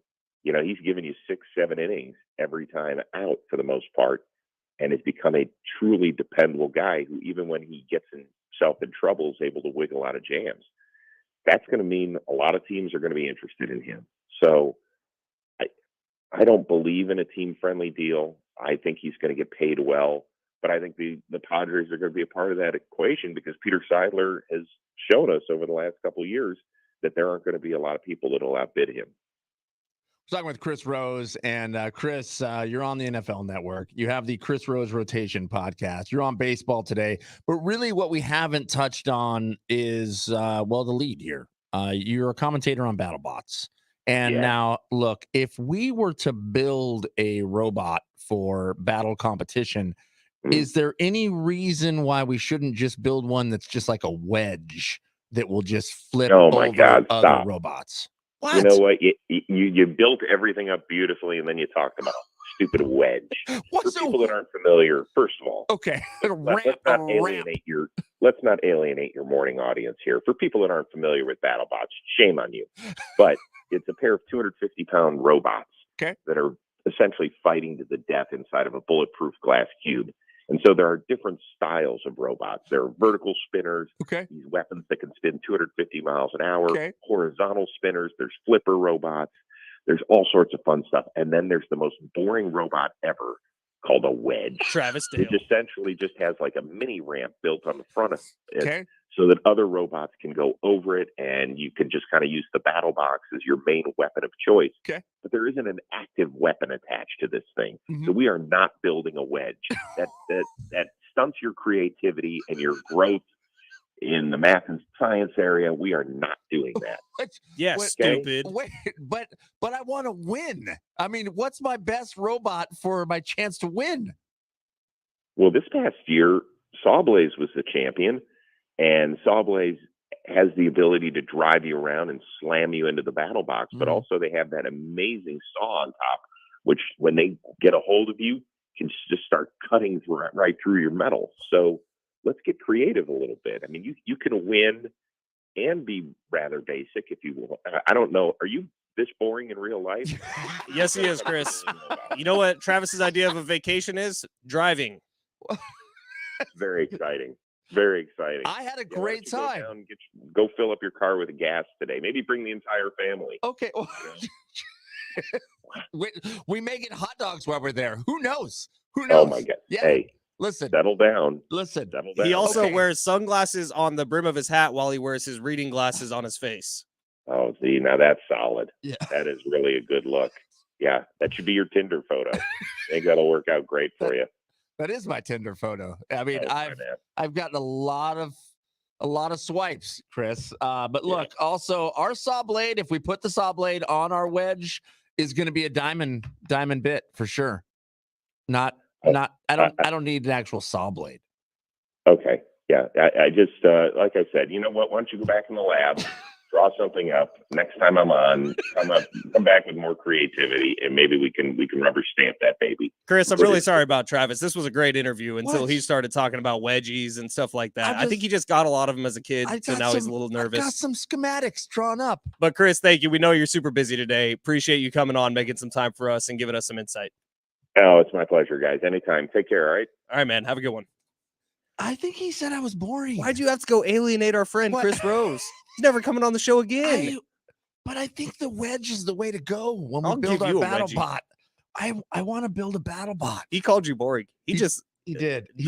What's the wrestling move? The knee of justice or something? I don't know. The knee of justice. He just did it right to your forehead. When did that happen? I don't know. When was the knee? What? Good Lord. We should have invited Chris to our new favorite place. You're damn right. We should have. And then he would have known I'm not boring. Well, what do you order at the Remy? Is it a boring order? There's no such thing. There's no such thing at the Remy San Diego. Yeah, what are you talking about? Just off the 8 freeway, off Hotel Circle, you are going to find San Diego's newest and, in my opinion, the bestest steakhouse in the entire world, the Remy San Diego, right in Mission Valley. It's offering a fine dining experience that offers incredible menu featuring premium American Wagyu meat cuts, seafood, crafted cocktails, both new and old world wines. Dude, I didn't mess around. On Saturday, I broke the diet. I went to the Remy. Actually, I took my wife. I took my kid. I got the New York strip. I got some mashed potatoes. I got some grilled carrots. Oh my goodness gracious! I also got another Hotel Nacional. Yeah, it was a tasty drink. The cocktails, unbelievable. Ken behind the bar, our man, just shaving up a perfect cube of ice for that one solid cube in the glass. Which, by the way, my wife ordered. She's like, I want something kind of sweet, kind of fruity. He went with like a strawberry, cucumber, vodka. It kind of had a little earthy tone to it. Ooh. It was phenomenal. So yeah, not only the grass-fed American Wagyu there, but when it comes to cocktails, the Remy takes a craftsman approach. They offer strong drinks with fresh quality ingredients and signature creations, as well as a very extensive wine list of vintage bottles. They provide something for everyone and every occasion. Hey, what's up? It's Rich, and I wanted to tell you all about the cows, the American Wagyu that you get served at the Remy. First, they take the bulls from Japanese Wagyu bulls, and then they mix it with the heifers from New Jersey to create this beautiful American Wagyu. These cows, they make sweet, sweet love. Travis, how about the environment at the Remy? It is a beautiful, beautiful little decorated hideaway with a Western flair. We're talking plush leather seating, dark wood accents that pay homage to the last frontier. Perfect for an intimate evening gathering with friends or even stopping by for lunch. Bring your friends, bring your family for lunch, dinner, and private dining. Thank you to Rich for jumping on the ad read. Yeah. Bring everyone you know. Book your reservation now at theremysd.com because, as Travis knows, the secret is out about the Remy. This place is packed every single night. If you want to go, I highly recommend it. Yeah, bring your wife, bring your husband, bring your dad, bring your mom. Dude, go by yourself. Go by yourself and pat yourself on the back. But call ahead, make a reservation. They do fill up. The place is fantastic. The Remy over there in Mission Valley. Meanwhile, as we are doing our next level fit guy stuff summer, we joke about the different diets we're doing. We've talked about the vegan diet, having to wade through that one. Ben, I'm afraid it may kill us. I think so too. I'll explain why coming up next.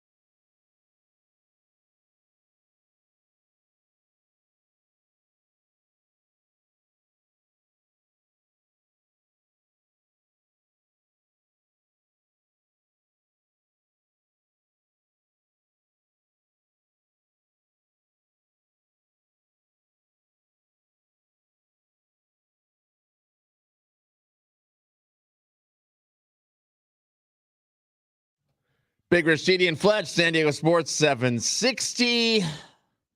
We're on a next level fit guy stuff summer here. Oh, also SDCCU is collecting school supplies to help students in need, and you can help us stuff the bus. Donate or round up purchases at any Jersey Mike subs location in the county, or visit sdccu.com. I wish I could do Jersey Mike's right now. Talking about sandwiches in the last hour. Yeah, we were talking about sandwiches. We got to really, stop doing that, man. We got to stop talking about awesome food while we're in the middle of these terrible diets. It's all I think about. That's all I think about is eating something good. That's it. I can't get it out of my mind. And everyone who is a dietitian here at the station, who is an exercise junkie, a fitness guru, they're always like, "Oh, it'll pass." When does that pass? Dude, it's about creating a new lifestyle for yourself, which is what I've heard. Yeah, I don't like it. So Chris Rose had some interesting things there. He doesn't think that the door is shut on a potential move for the Padres with Josh Hader. Yeah, that's crazy, right? I mean, and they've got 7 hours to do it at this point. Now, I wonder, because I don't think AJ Preller wants to move him, but at a certain point, there's going to be a threshold where a team offers so much that he can't say no. True. It would be a bummer to see him go selfishly, because I want this team to actually do something. I want this team to win. I still have a shred of belief. Right. I know. I get it. But what if? Okay, what if it comes down to a game? What if Josh Hader nets you another bullpen piece and another starter? That's not out of the realm of possibility. That would be awesome.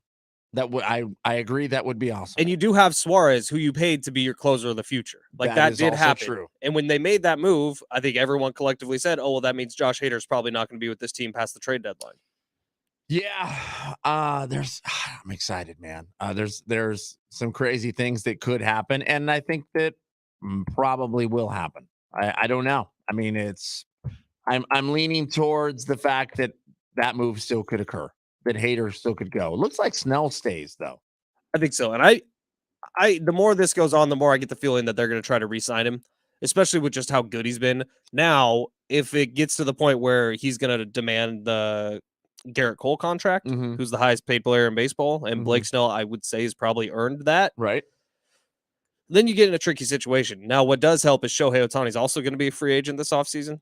Josh Hader's also going to be a free agent this offseason. Right. Blake Snell is going to be a free agent this offseason. Like, there's a lot of names out there that are going to be free agents. I don't know if that diminishes his market at all, but we'll see, man. Long way to go. Yeah, no, without a doubt.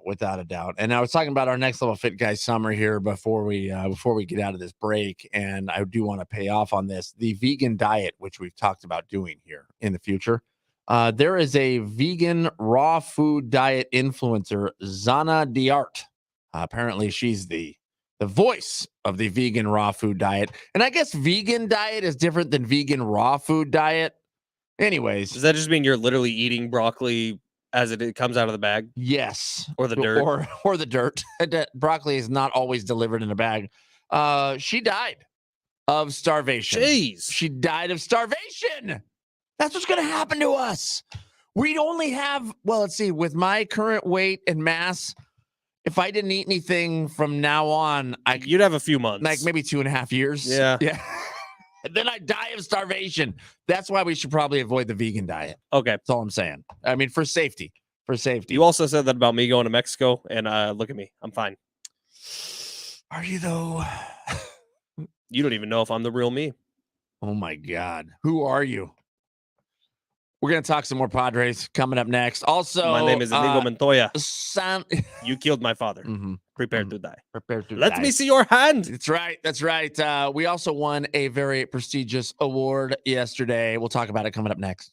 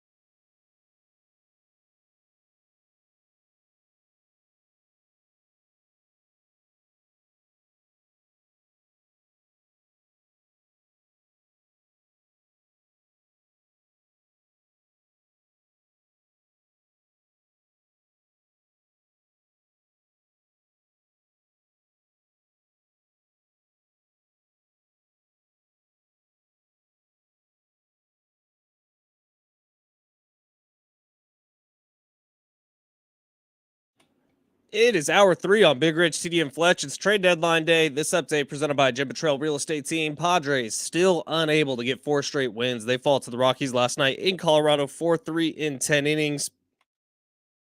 The good news is, if there is any for the Padres, the Diamondbacks beat the Giants last night. The Padres still just 5 games back of that final wild card spot. I mentioned it at the top, the trade deadline is just hours away in Major League Baseball. We still have no clue what the Padres will do. There's plenty of options. They could be buyers, they could be sellers, they could do nothing, and we don't know which way that's going to go. The U.S. women's national team played early this morning to a draw versus Portugal, bringing the record to 1 win and 2 draws in the group stage. It was a nervous one, but they do advance to the round of 16 as the runner-up in their group. In the NFL, Cowboys running back Ronald Jones, he's suspended for 2 games following a positive PED test, and Broncos wide receiver, sorry, Travis, cover your ears, Tim Patrick is going to miss his 2nd consecutive season after tearing his Achilles in practice. Last year, he was dealing with the torn ACL. This year, it is the Achilles. Would you like to know what your home would sell for today? Get a simple text message with your home's value by texting your address to 855-600-6000. You'll get no phone call, just a text. Jim Betrell has the buyers. Simply text your address to 855-600-6000.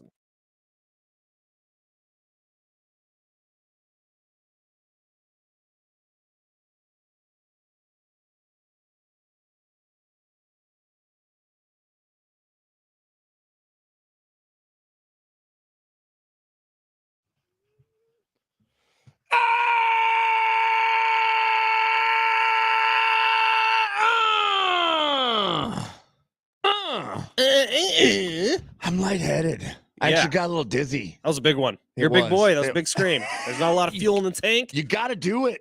There really isn't a lot of fuel in the tank. It does feel that way.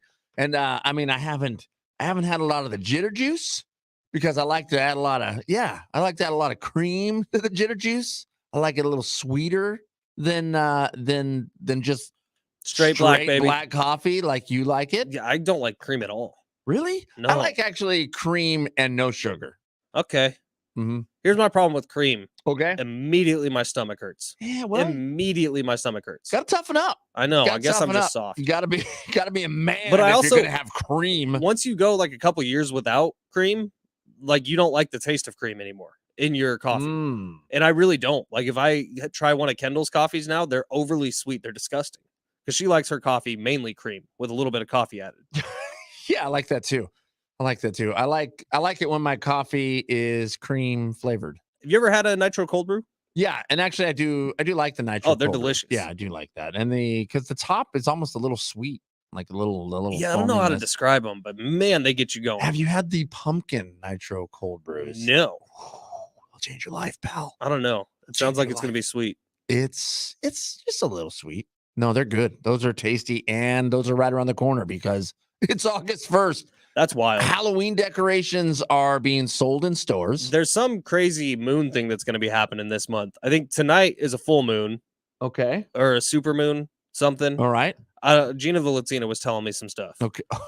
Was it astrological sign related? No, it was about the moon. Okay. Does the moon have anything to do with astrological signs? I don't know. But it's something about in August, we're going to get 2 crazy moons, one at the beginning, one at the end. Oh, if you have 2 full moons in a month, the second moon would be a blue moon. Which, maybe that's what it was. When you hear the phrase once in a blue moon, that means tonight is a full moon. Okay. Yeah. That's cool. What that would be. So you have a full moon tonight. You have a full moon at the end of the month. Once in a blue moon will happen this month. How about that? How about that? Wow. I mean, you don't hear that for a month of Sundays. You only hear that once in a blue moon. Yeah, that is absolutely correct. Man, oh man, the NFL cutthroat. The Denver Broncos, you talked about it in your update that they had an injury there with Tim Patrick, yeah. He was out all last season, torn ACL.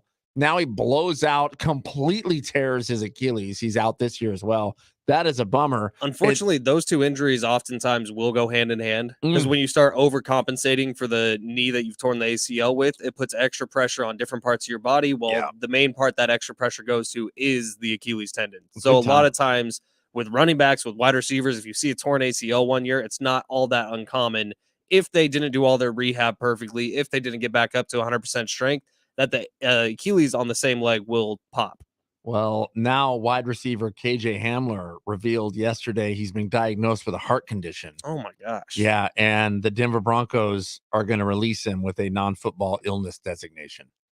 I mean, I don't know what you do as a franchise. I don't know what you do as a team other than that. Now, what they can do is pay him his full salary this year. Yes, they could do that. They could do that. And that would be the right thing to do, I would say. Dude, right by your guy, because for sure. What's the other option, right? He plays this year, doesn't tell you about his heart condition, and then we have another situation on our hands. You know what I mean? So you should be glad that he told you. If I had the billions of dollars that these NFL owners have, that the Walmart family has, you'd pay him his full salary for this year. I agree. The Colts did that with Andrew Luck when he just retired. Just randomly left. And screwed the team over. They still paid him his full salary for that season. Yeah. And there may be something in, the contract that states they had to do that in some manner. It just seems harsh. KJ Hamler. I can't play because I have a heart condition. Bye. Get out. Text line's been popping off. We do have a guest at 8:15. Mark Neville going to be joining the show. We talked to him last Friday, I believe. All right. Yep. Maybe Thursday. Last Thursday about the paddle out that he was doing with his organization, Sports San Diego, on Sunday. It was a great event. Mark's going to come on, give us a little recap, and let you all know how you can help out throughout the year. But from the 619, Slam Diego to Shame Diego. Oh, Sham Diego. See, dude, like 2 years ago, the COVID season, 3 years ago, when the bases were loaded in, say, the top of the 10th inning, you would feel like, it's over. Padres win. Someone's going to hit a grand slam. Even Eric Hosmer hit a grand slam during that stretch. Will Myers, guys that aren't even around anymore. Was he an all-star this season? No. He was not an all-star ever with the San Diego Padres. But he was part of Slam Diego, that 4-day stretch where they hit 4 grand slams. Oh, it was awesome. Feels like it's been a long, long time since then. Yeah, no doubt. I mean, of a team here where we're like, can we just get 4 in a row? 4 in a row, because that's where the hang up was. They can't get past 3 games, a 3-game winning streak at least. That's as most of they've done all season long. 386 has an idea for the trade deadline. Yeah. Says trade Rich. He doesn't even come to work anymore. What? I know we've said this a lot, but once Rich does come back, we're here. We're locked in. The next 6 months, no one's taking a day off because we have football season. And we don't want to, I mean, as much as I like that text, I don't want to trade Rich. I love him. I don't want to trade Rich either. Love him. He's our guy. Much. And here's the thing, like, if anyone needs a vacation right now, it is Ornberger, because once football season starts, not only is he doing this show every day, he wakes up early on Saturday mornings and does a radio show. Mm-hmm. He does the NFL Red Zone show on Fox Sports Radio on Sundays. And then on Sunday nights, he drives all the way back to San Diego and does NBC TV for the end of Sunday Night Football. Like, this dude becomes really busy really quick. And the best part about it is you get really sleepy, Rich, on Monday morning.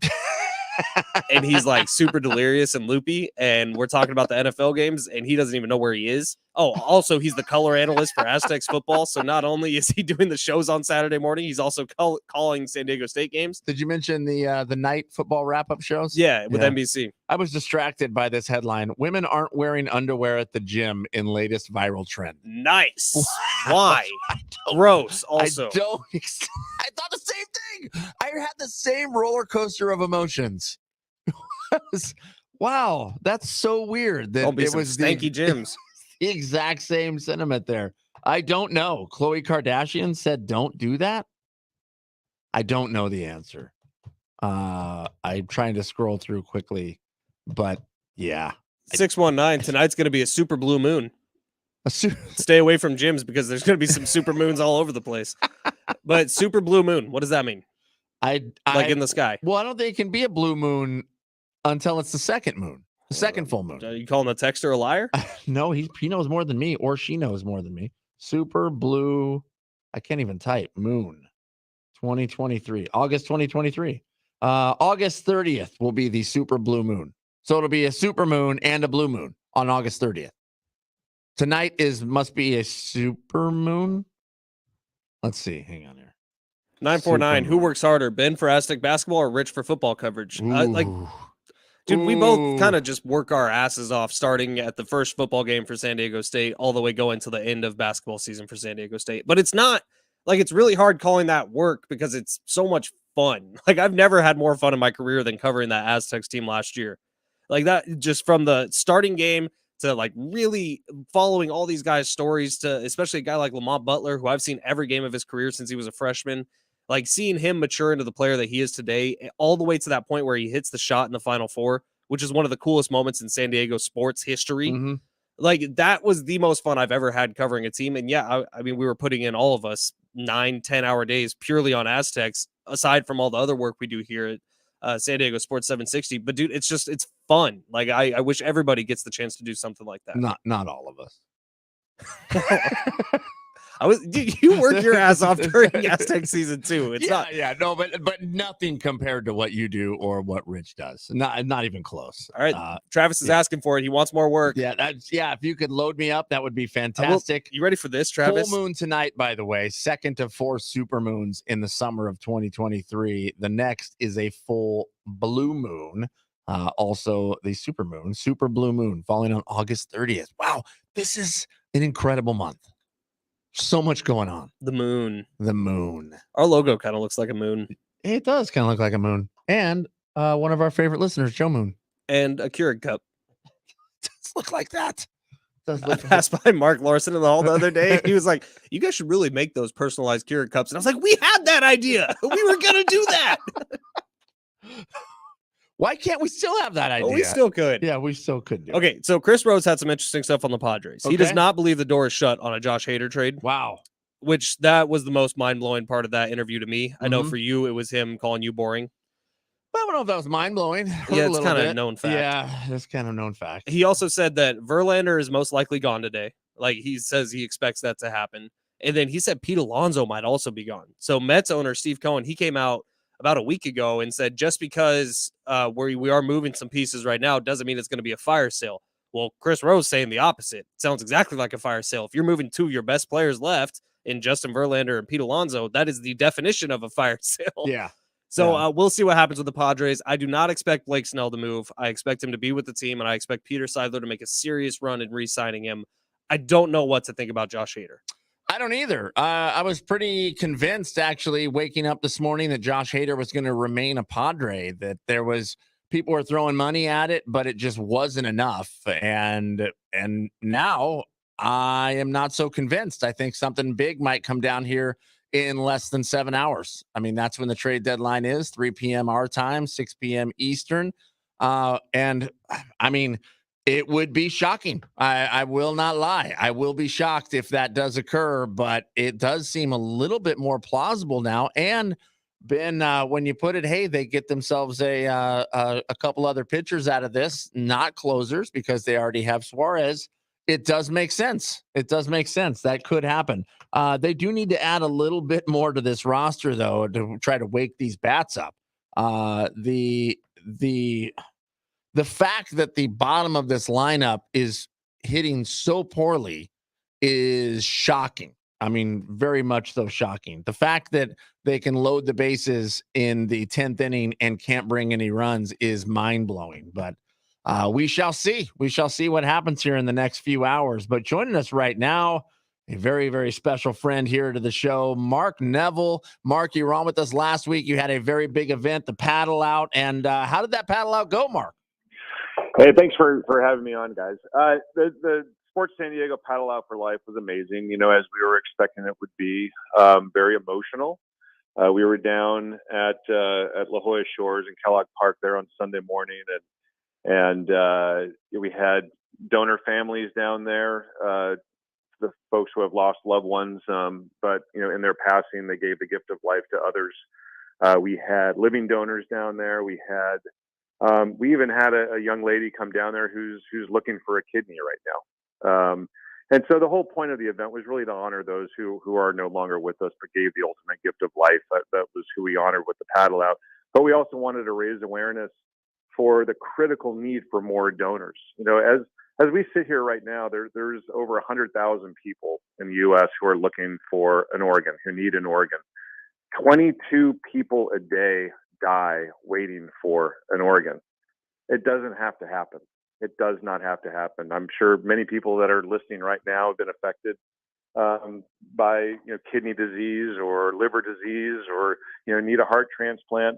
And most of those who need organs are those who have kidney disease, and about 90,000 people or so. And if just 1 in 10,000 people, and I said this last week, but it's important enough to repeat, If just 1 in 10,000 people who are healthy enough to donate a kidney did it, there would be no waiting list. And I'm a kidney donor. I have many friends who are kidney donors, and to a person, if we could do it again, we would. It was one of the greatest experiences of my life. I'm sure all other kidney donors would say the same thing. People need them. People are dying waiting for them, and so really want to spread the message about living organ donation, kidney in particular. Mark, my friend Jamar, he was out at the event on Sunday. I did. I met Jamar. Oh, I'm glad you did. He's a really great guy. His life has been touched by kidney donation with his late girlfriend Bree, who was incredible also. And we've done a couple different things with Jamar in support of her memory. But just the fact that he was able to reach out to us on Monday and talk about how amazing of an event it really was. Like, this is making big differences in people's lives, what you're doing. So just talk a little bit about some of the different emotions that were happening on Sunday as people were there, maybe grieving loved ones who have been affected by this process, or people who are out there to try to support more people getting into the donation, not business, but donation lifestyle. Yeah, I mean, I can go all over the map to answer this question, but I will go one way here. There's a lot of people, unfortunately, have lost loved ones to whether it's kidney disease, liver failure, heart disease, and it's a club that no one wants to be a part of, right? I mean, I can't even imagine Joy and John Beach, who were on the air with me at your station last week. I mean, they lost their child.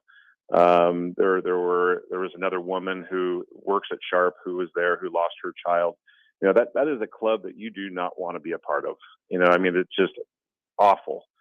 I think there's healing there. When folks have experienced the same thing. I spent a lot of time down there, like connecting people with others, that kind of seen that they had similar experiences.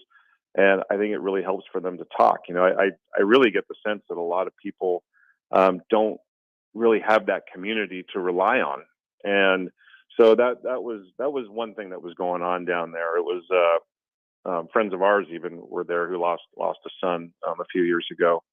I think there's some healing. It doesn't take away the pain, obviously, but there is comfort, when you're with people who have experienced the same thing.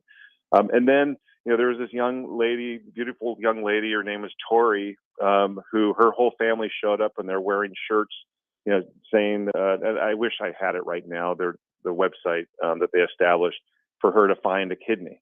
And there's a lot of hope there. I think for them it was encouraging that there are people out there who are willing to help. And I don't want Tori to have to be on this waiting list, for years and years and years.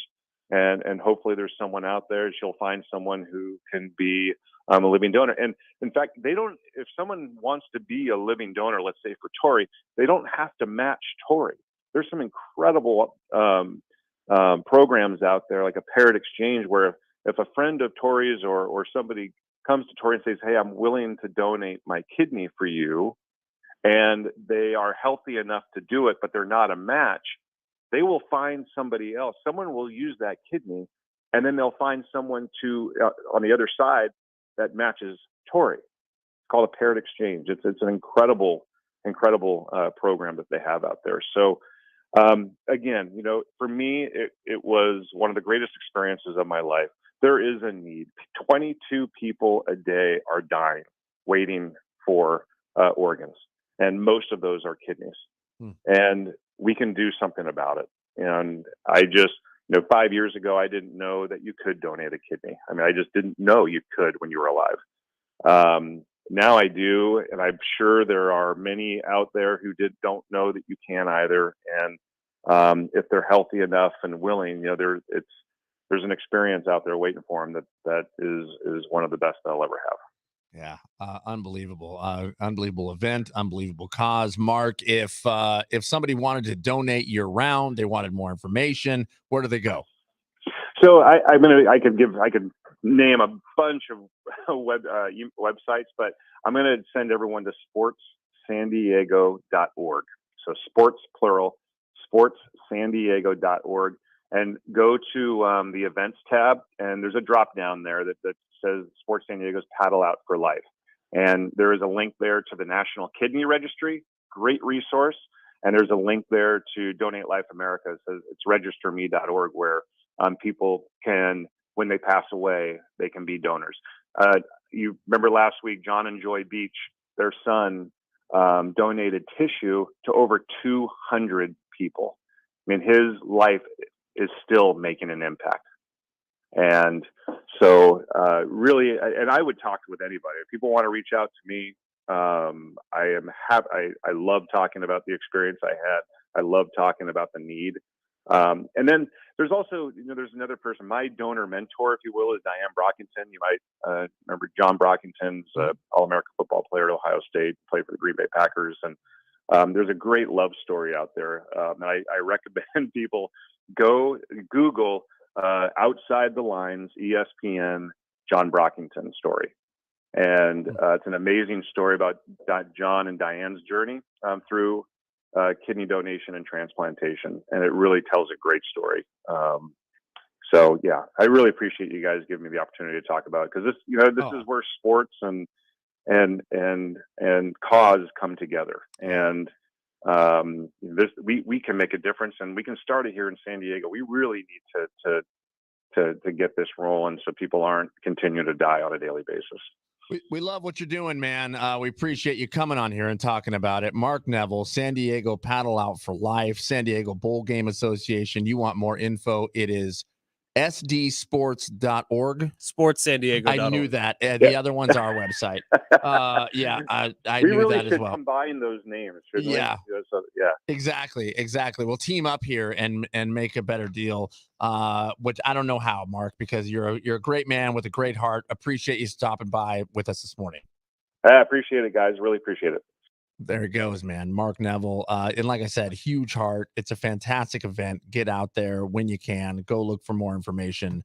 Very, very cool. Going to take a quick break here. When we get back on the other side, we do it every Tuesday. We travel the globe. We find all of the most important stories and bring them to you. It's Four Corners coming up next.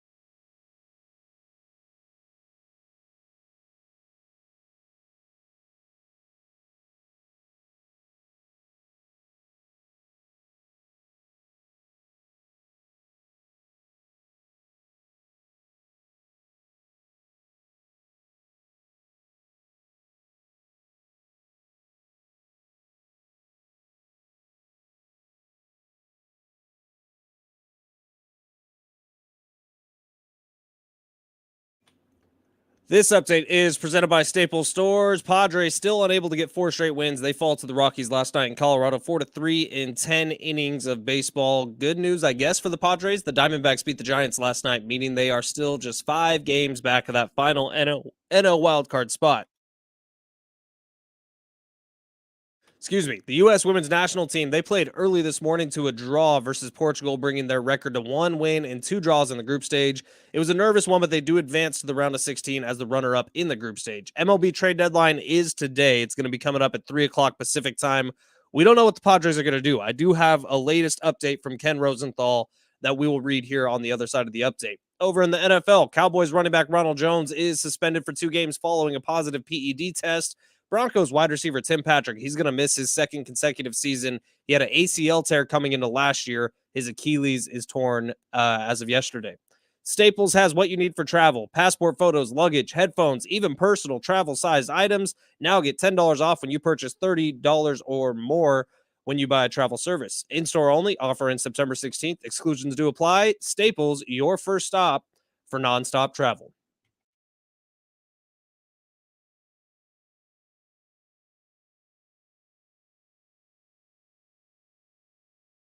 It is Big Rich, TD, and Fletch. It is a Tuesday here in San Diego. Apparently, we're going to have a super blue moon. I don't know if that's tonight or later in the month, That's but the it'll 30th. be cool. It's the 30th. We do have 2 giveaways that we still have to get to. Busy show, oh my man. gosh, that's right. Yeah, it's been completely stacked. Trade deadline, which I do have an update, by the way. Oh. Mark Neville, which was fantastic. Glad we got to catch back up with him. Sounds like Sunday was a really impactful day. I'm sad neither of us got to get out to it. We will next year. And then I gave out the wrong website. I gave out our website. sportssandiego.org, not sportssd.com, which is where you find an opportunity to go play golf with Big Rich, TD, and Fletch for free. sportssandiego.org is where you find more information about the great charities that Mark is involved with, as well as some really cool events coming up in San Diego, like the Rady Children's Invitational, the basketball tournament that has some massive names attached to it this year. Mark is doing good work over there, and we will catch up with him again soon to talk about that tournament. But the giveaways, we got the Ohio players. They're going to be at Viejas Casino and Resort this Friday. Roller coaster. That's the one. Visit viejas.com for more info on that one. And then we have a pair of tickets to see the Offspring next Tuesday at North Island Credit Union Amphitheater. More info at Ticketmaster.com. Give me a couple bars. You got to keep them separated. And they all say pretty flat for a white guy. Man, I listened to so much Offspring in high school. So much. Okay, you ready for an update? Yeah. So Ken Rosenthal, trade deadline update. Yes, Ken Rosenthal essentially has a live document going up on The Athletic. So if you subscribe and you want the latest news, that's where it is. There's new stuff about Justin Verlander, who he also expects to be dealt today, because Justin Verlander, like Chris Rose said earlier on the show, wants to be in the spotlight. Ken Rosenthal's prediction is it's either the Astros or the Dodgers. Okay. One of those two does not sound very good to me. No, I agree with that. The update on the Phillies and the Padres, he put them both into the same category because they were both the participants of last year's NLCS. He says last year's participants in the National League Championship Series are run by 2 of the more aggressive traders in the sport, Dave Dombrowski with the Phillies, AJ Preller with the Padres. It's difficult to imagine either executive coming away from this trade deadline empty. The Phillies want to add pitching help and a left fielder. The Cardinals, with Dylan Carlson, Tyler O'Neill, and Alec Burleson, would appear to be a possible match for the Phillies. The Padres, 5 games out of the wild card race, but with the 3rd best run differential in the National League, spent all of Monday looking to supplement their roster with bench and bullpen help, but Preller is always a threat to do more. Ooh. So it sounds like yesterday they were out there poking around, trying to get exactly what we've been saying. They need to add to this bench. They need to add to this bullpen. Now, today, Preller's going to get more aggressive. That is one thing we know about AJ Preller. When he's backed into a little bit of a corner, and if he spent all day yesterday trying to make something happen, he will get more aggressive today. Whether that's a good thing or a bad thing, I don't know. Well, it's something, that's for sure. And that aggressiveness might include Josh Hader. Potentially. Yeah. Chris Rose said the door is not shut on Josh Hader being moved today. That is shocking to me. I honestly was convinced he's staying, and now I'm not so much. I still mostly am. I think that the deal would have to blow AJ's doors off. Now, what we do know about AJ Preller and Peter Seidler, they have a lot of faith in Suarez. They have a lot of faith in him coming out of the back of the bullpen to be that next closer on this team. We also know AJ Preller is really good at identifying closers. He's done it basically his whole career. San Diego has one of the best track record with closers in the entire Major League of Baseball. So I don't know where we go from here. I do know the door's not shut on a Josh Hader move. Yeah, without it. And I firmly believe that in my heart. Now, again, I like Josh Hader a lot. He's been one of the better closers in baseball this year. But this is why you signed Suarez to the money that you signed him. You paid him closer money so that if you had to move off of Josh Hader and supplement this lineup with cheap but effective pieces like Kevin Acey's been telling us, the only move that really makes sense, if that's your criteria, is moving Josh Hader. Right. Yeah, without a doubt. I just got breaking news Uh-oh. here. Yeah, I don't know how breaking this is. Post Malone something Wait. real. Oh, yeah. Whoa. This is huge. Huge. Came across on my phone just now. 2023 season hype video. The CFB season hype video. Post Malone something real selected as ESPN's college football anthem this year. It's a pretty good song. It's a good song. Why did that come across as breaking news? I don't know. Have you listened to that album yet? I have, yeah. Yeah, I've Thoughts? dabbled. It's pretty sad. Yeah, it does seem sad, which is odd to me because I thought he was turning over a new happy leaf. This may have been when he was still sad. Albums get made a long time before they get released. Yeah, but I mean, like he did the I Like You with Doja Cat, and that was very happy-go-lucky. Yeah, I don't know. I mean, if there's Post Malone fans out there that can help explain, that would be great. Also on the chat line here on the stream, Jason is weighing in. The initial stage, the group stage in the World Cup soccer tournament here is a small tournament which you play each team. The highest two teams go to the next round, the knockout stages. There are only the winners move until the finals. Move on until the finals. Well, I really butchered that last line. Yeah, you did. And we got to get you guys into soccer. No, we don't. Out there. Look, I'm into the Women's World Cup. It's fun. Everybody loves it that loves soccer. It sucks that we can't watch these games at a normal time.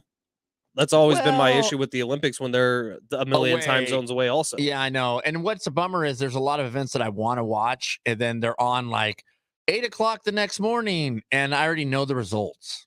Which I mean, like I would have to turn off so many social media notifications. Ruined the Olympics, right? Because I even remember growing up when I was like 8, 9, 10 years old, being able to watch it on DVR the next day with my family and not knowing any of the results, as long as we didn't look at the newspaper. Correct. Now you're just screwed immediately because you get a notification as soon as something happens. Ooh, can you still say the joke? What's black and white and red all over the newspaper? Yeah, yeah. I don't see why not. You just said it. I know, but people. I mean, I guess you read all over the news. Is there still a paper newspaper that comes? Whoa. Actual breaking news. Breaking news. Play it. Play it. This play is. it. This is actual, like, big breaking news. There it is. Okay. Okay, what the hell is this? I don't know if everybody is mentally prepared for this. Wow, uh-oh. John Heyman, take this for what you will. He's been wrong about a lot of things. He's been right about a lot of things. Okay. He's a big reporter for the New York Post when it comes to Major League Baseball. Okay. One mystery team on Justin Verlander has been uncovered. The San Diego Padres. Wow. Now, Chris Rose did say that the Padres could be in the hunt here, but he was putting them down in the pack. Yeah, so, I mean, wow. Okay, John Heyman follows up with this. No idea how likely it is that a deal could work with the Padres. No word on if there's any real progress in talks or if Verlander might approve San Diego. Interesting, though, that the Padres would even investigate this now. That's what I'm saying. If AJ Preller spent all day yesterday trying to go after, he's going to get more aggressive today. I love this. There's another situation at play here. Oftentimes, the Padres have been used in this extent to drive up prices. That happens more often than not. In fact, Ken Rosenthal put out a tweet last year that said Max Scherzer is a Padre or close to being done. That obviously didn't happen. Right. Now, what is this Justin Verlander mess about? I don't know if it's that. I don't know if AJ's actually messing around with trying to do that. But he's going to get more aggressive today if he couldn't get anything done yesterday. Yeah, I'm sorry. I just glanced up here on, are we watching? Oh, ESPN. I thought it was football today, but ESPN has the top 5 Super Bowl contenders, Roman's A-list, and number 1 on the list is the 49ers. Travis, I just dropped a bomb on you. What? I understand. And you're focusing on Roman Reigns? I can't help it. Who is a fake wrestler? I'm shooketh that the Chiefs are not at the top of this list. Okay, text line 70470. Start your message with team. What is your initial thought when you've heard that John Heyman tweet? I've laid out a couple scenarios for you. It could be that the Padres are getting used. It could be John Heyman just is putting stuff out there for clicks, which I'm not saying he does that, but you know what I'm saying. What does this mean? The John Heyman tweet. I mean, 70470. Start your message with team. Look, this is believe it when I see it type of thing. Verlander would be awesome to have here. He has to decide because he has a no trade clause where he'd like to go. So would there be a better place than San Diego to live? No, absolutely not. Do you think we get to meet Kate Upton? Yes. We could have her on the show. Park Car Friday. God, I hope this works out. Can we do that? 760. My gosh, the more obvious pickup is Hosmer. Josh Bell apparently on the block as well. If we'd like to have him back, I would. Yeah, I would too, to be quite honest. But I think they're asking $16 million. It's a lot of dough. Okay, for those of you who are just joining the show, this is what John Heyman has put out within the last 10 minutes. One mystery team on Justin Verlander has been uncovered. It's the San Diego Padres. Wow. He follows that up by saying no idea how likely it is that a deal would work with the Padres. No word on if there's any real progress in talks or if Verlander might approve San Diego. Interesting, though, that the Padres would even investigate this now. It is interesting that the Padres would even go down this rabbit hole. Like, what do they have to move? If you're talking about Verlander, that probably means Ethan Salas or Jackson Merrill, which I would consider untouchables in your low A organizations. Untouchables even for Verlander. Untouchables for me. I don't know if that's what AJ Preller is thinking, but for me, you need as much ammo as you can get in this farm system because you're going to need those guys to come up and perform at the major league level sooner rather than later, even though one of them is a 16-year-old kid. Yeah, I mean, and you're talking what, 4 years at the soonest? Yeah, I mean, he could come up at 19.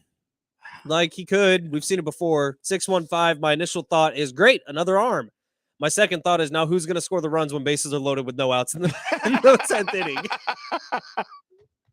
That's a great text. That doesn't solve that issue. So if you go out and get Verlander, your bench still sucks. Man, John Heyman tweet sounds like DiPietro move when he said Tatis leaving the Padres. Oh, remember I said I was going to fight that guy? Yeah, you should have fought him.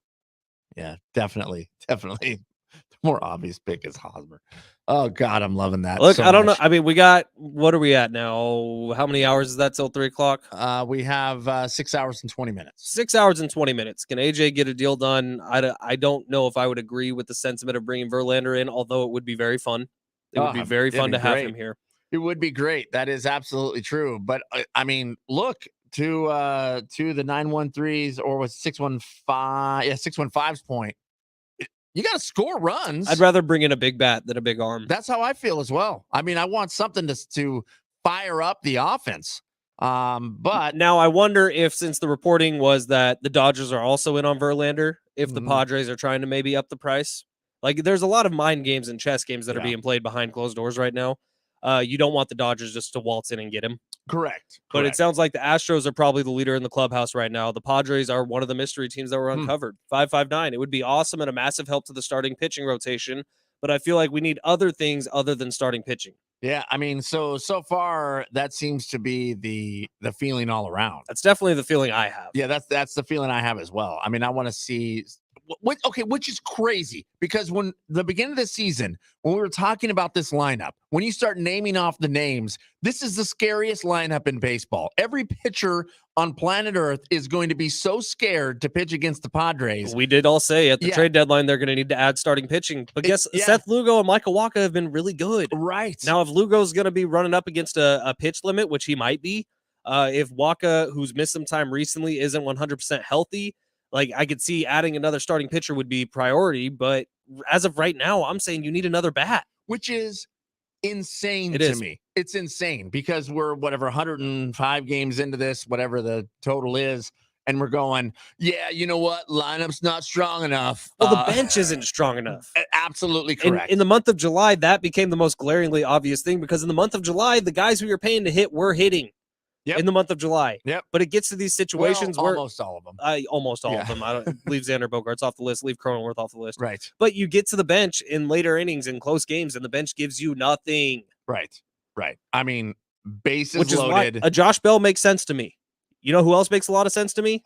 Eric Hosmer. No. Oh. God, no. I'm not even going to say his name because it'll just make me too sad. Go ahead. Jorge Alfaro. I know. LFGSD. Dude, he was so clutch here. What have the Padres been missing this year? Clutch hitting. LFGSD. Now they already have 2 catchers who are actually hitting the ball pretty well right now. So maybe you don't need Alfaro, but man, I would just love him to come in as a pinch hitter. That's it. I'm with you. 1,000,000%. I mean, look, like we said, now we're down to 6 hours and 17 minutes. Will they get a deal done? Will Verlander be over as a Padre? Or is it all smoke and mirrors and nothing changes? Weigh in on the text line 70470. Start your message with the word team. And if you're just jumping in, Travis isn't just pulling that out of nowhere. John Heyman tweeted that out, that the Padres are in on Justin Verlander. It's crazy.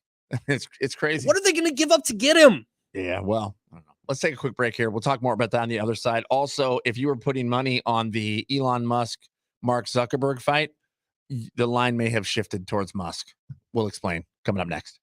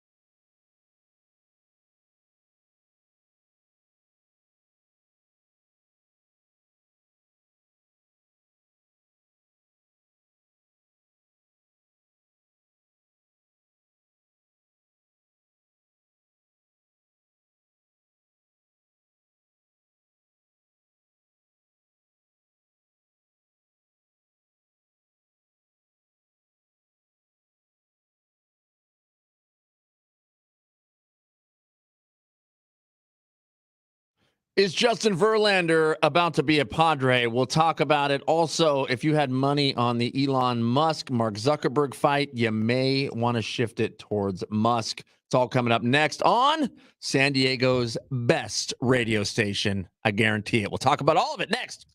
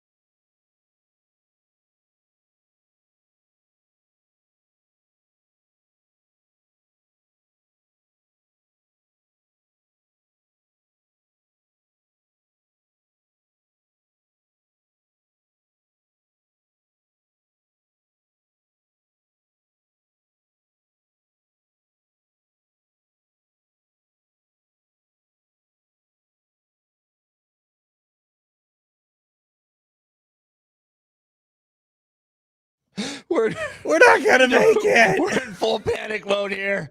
We're in full panic mode. Still a lot to do here on the show. The Ohio players, they're going to be live at Viejas Casino and Resort. That is happening, I don't know. This Friday. This Friday. I didn't want to mess that up like I mess up everything. You're doing a great job. I can't believe Chris Rose called you boring.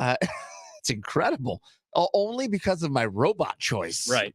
Wow. That's unbelievable. You can visit viejas.com for more info and tickets, but if you want to win them, $8.56. Perfect. $8.56. Travis is going to be answering the phone. I will answer the phone. All right. A quick update before we tell you all how awesome we are. John Heyman on the Padres this morning. Now, John Heyman, reporter for the New York Post. Say what you will about John. This is what he had to tweet. One mystery team on Justin Verlander has been uncovered. It's the San Diego Padres. No idea how likely it is that a deal could work with the Padres. No word on if there's any real progress in talks or if Verlander might approve San Diego. Interesting, though, that the Padres would even investigate this now. There's a lot of questions when it comes to these two tweets. Who's providing this information? Are the Padres being used? Is AJ Preller floating it out there to maybe up the price for the Dodgers? Or are the Padres seriously in on Justin Verlander? And I think that number 4 is the least likely choice.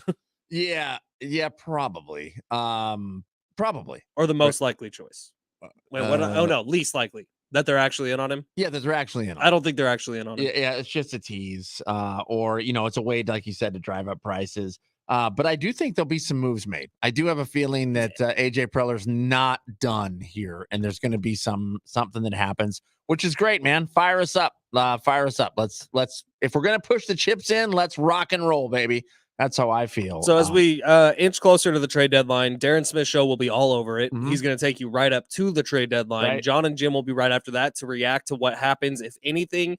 And during the Colin Cowherd show, just keep your eyes on Twitter because something might be happening. We don't really know. Yep, absolutely.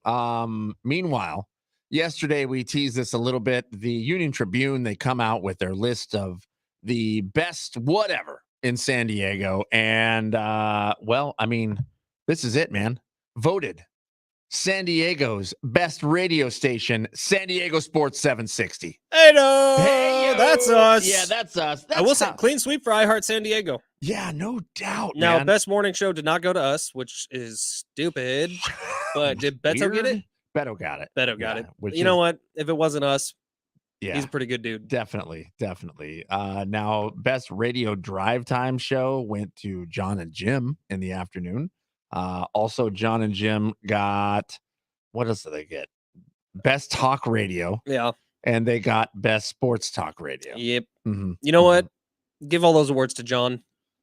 Yeah, not Jim. No, Mm-mm. he's the woe. He brings it down. But the best radio station, as voted by all of San Diego Sports 760. You love to How about see it, that? man. Thank you to everybody who voted out there. We try to work hard, if you can call this work. Glad it's being noticed. And thank you to everybody who's with us every single morning. We appreciate you. 1,000,000%. Love you guys so much.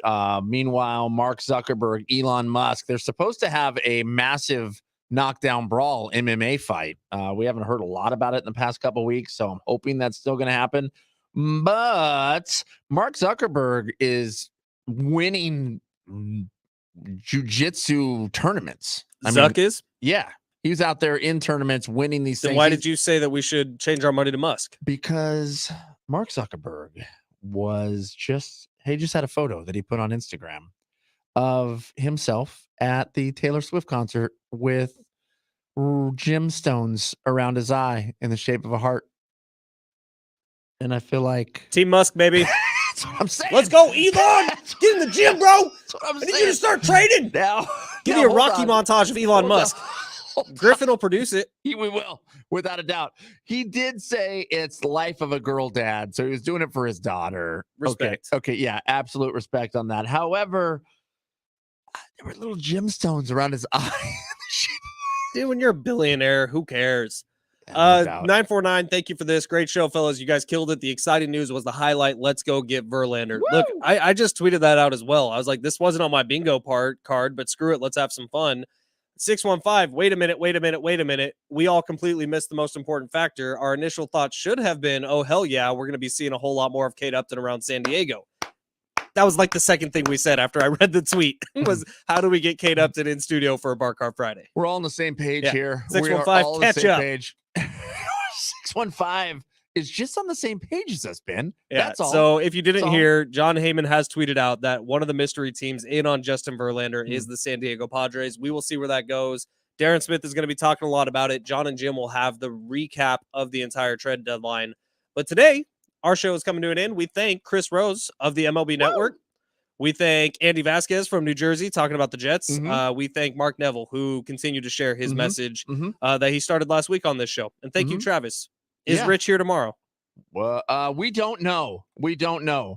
Eduardo Rodriguez's name continues to be a hot one on the trade market. The Padres could make a push for him. That just came across on the Bleacher Report.